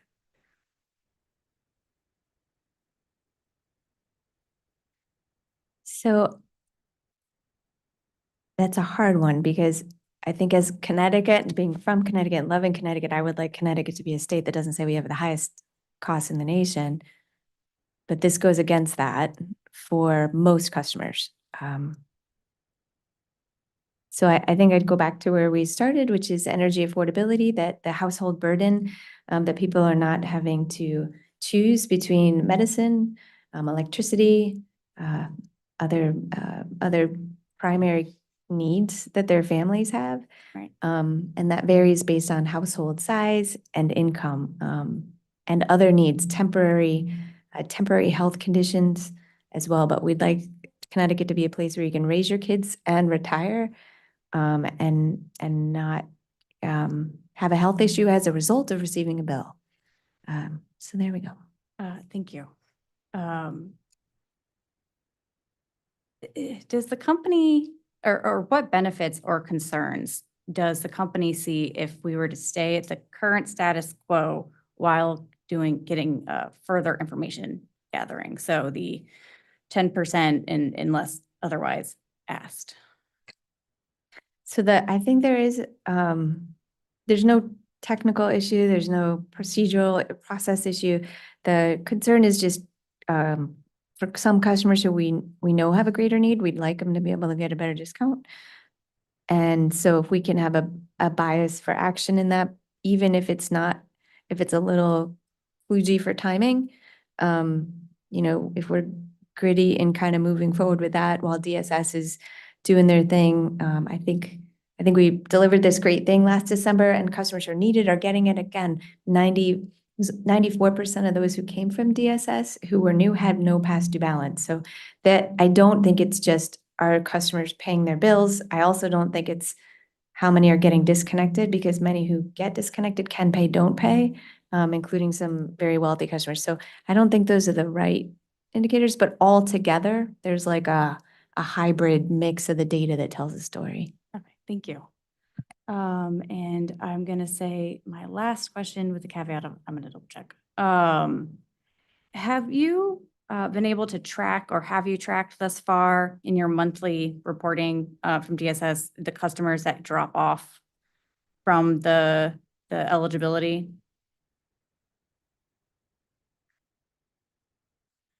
We haven't tracked that yet since we just started processing the full list in May. But that's something we can look at the May list and compare it to the June or July list to see how many customers did drop off. That's something we can do. Oops, and none would drop from the discount rate because they're on for 12 months once we get notified, but like the puts and takes in the total yes, nos from DSS. Yeah, once we get that cadence, we do. And you think that's something you could provide as like a late file? Yep, we can do that. Thank you. Would you want to compare May to July? So the ones we have available are May, June, and July. Can I just, is it possible to see the drops for each month, or is it easier just to do May and then July? Yeah, we can look at May, and then from May, what was the drop off in June? And then from there to July? Right. Yep, so this would be late file 38. Could you repeat it for us so we can get it on the record and get it straight here? I'm gonna try. Commissioner Karen and I are doing our best up here. It would be the number of customers who have dropped off the DSS eligibility list or lighter. That's fine. Okay. Thank you. We'll also include the additions as well. Additions would be Probably. actually great too. Thank you. Hey, subject to me taking real quick. I think that was my last question.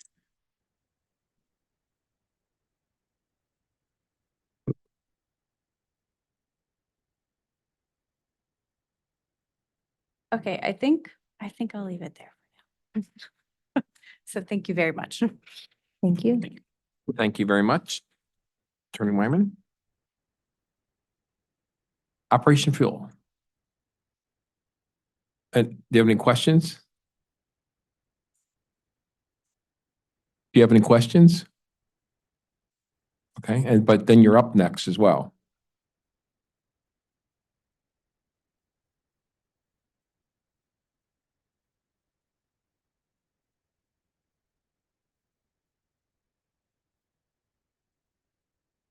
Bonnie Roswick from the Center for Children's Advocacy. Just, I'd like 2 more late file exhibits, which the same questions that I asked UI, which is, what is the actual dollar expense since we started LIDR in December? Not what the anticipated cost is based on eligible customers, but the actual, what has been the expense to date. We have that cost right now. Okay.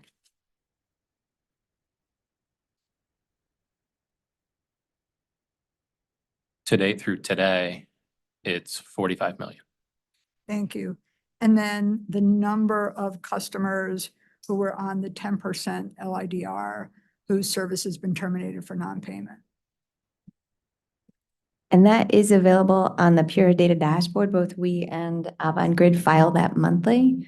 It is the number of customers disconnected by hardship and non-hardship. No, not by hardship and non-hardship, but customers who've been terminated based on who are enrolled in the 10% LIDR. Just the 10%, not the 50%? Just the LID, just the 10%. Okay, we can, We can yep, we So can late find file out. 39, I believe. Late file 39.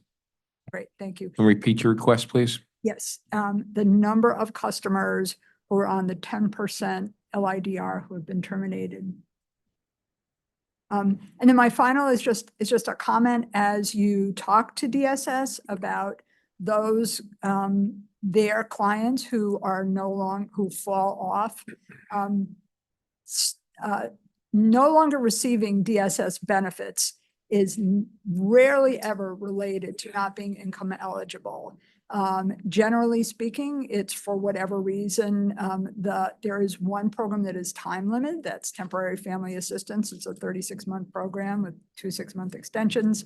But there are other times where, somebody goes $1 over the asset limit and they are turned off. I think it's a very important question is at what point are those people no longer on the list? Because you can have people who are suddenly no longer eligible for TFA because they have reached their time limit, but so they're going to be off of that, but they may still be eligible for Husky A or SNAP. Similarly, for state supplements, for some reason, they might not have been recertified for SSI, and so therefore they're not getting state sub. I think these are really critical questions because we don't want people suddenly identified as no longer eligible when in fact it is just because the program itself is that their participation in that program or there's been some glitch. The other issue is if in that context, if people are no longer showing up on the lists, and please verify with the deputy commissioner when people are no longer on their lists. Communication is critical. people are not going to understand why they're no longer getting LIDR. And so that is very, very important. And that are my questions and comments. Thank you. Thank you very much. And Attorney Rosberg, I just want to correct one number, the number I gave you, the 45 million, that was, I apologize, it's 52. Thank you. Attorney O'Hare, any redirect? Want to take a second?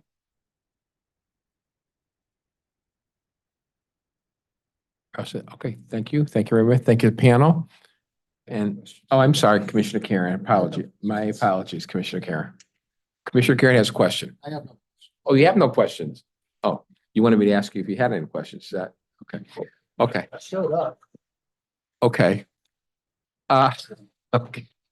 So with that, the panel is excused, and we're gonna have our last panel, which is Operation Fuel.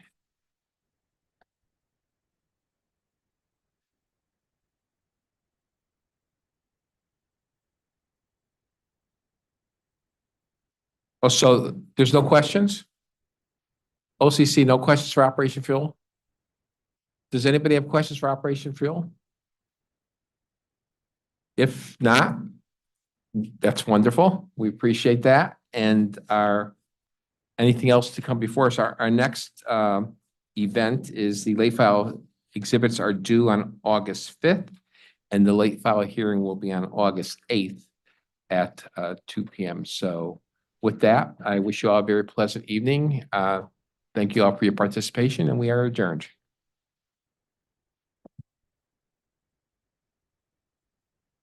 Get those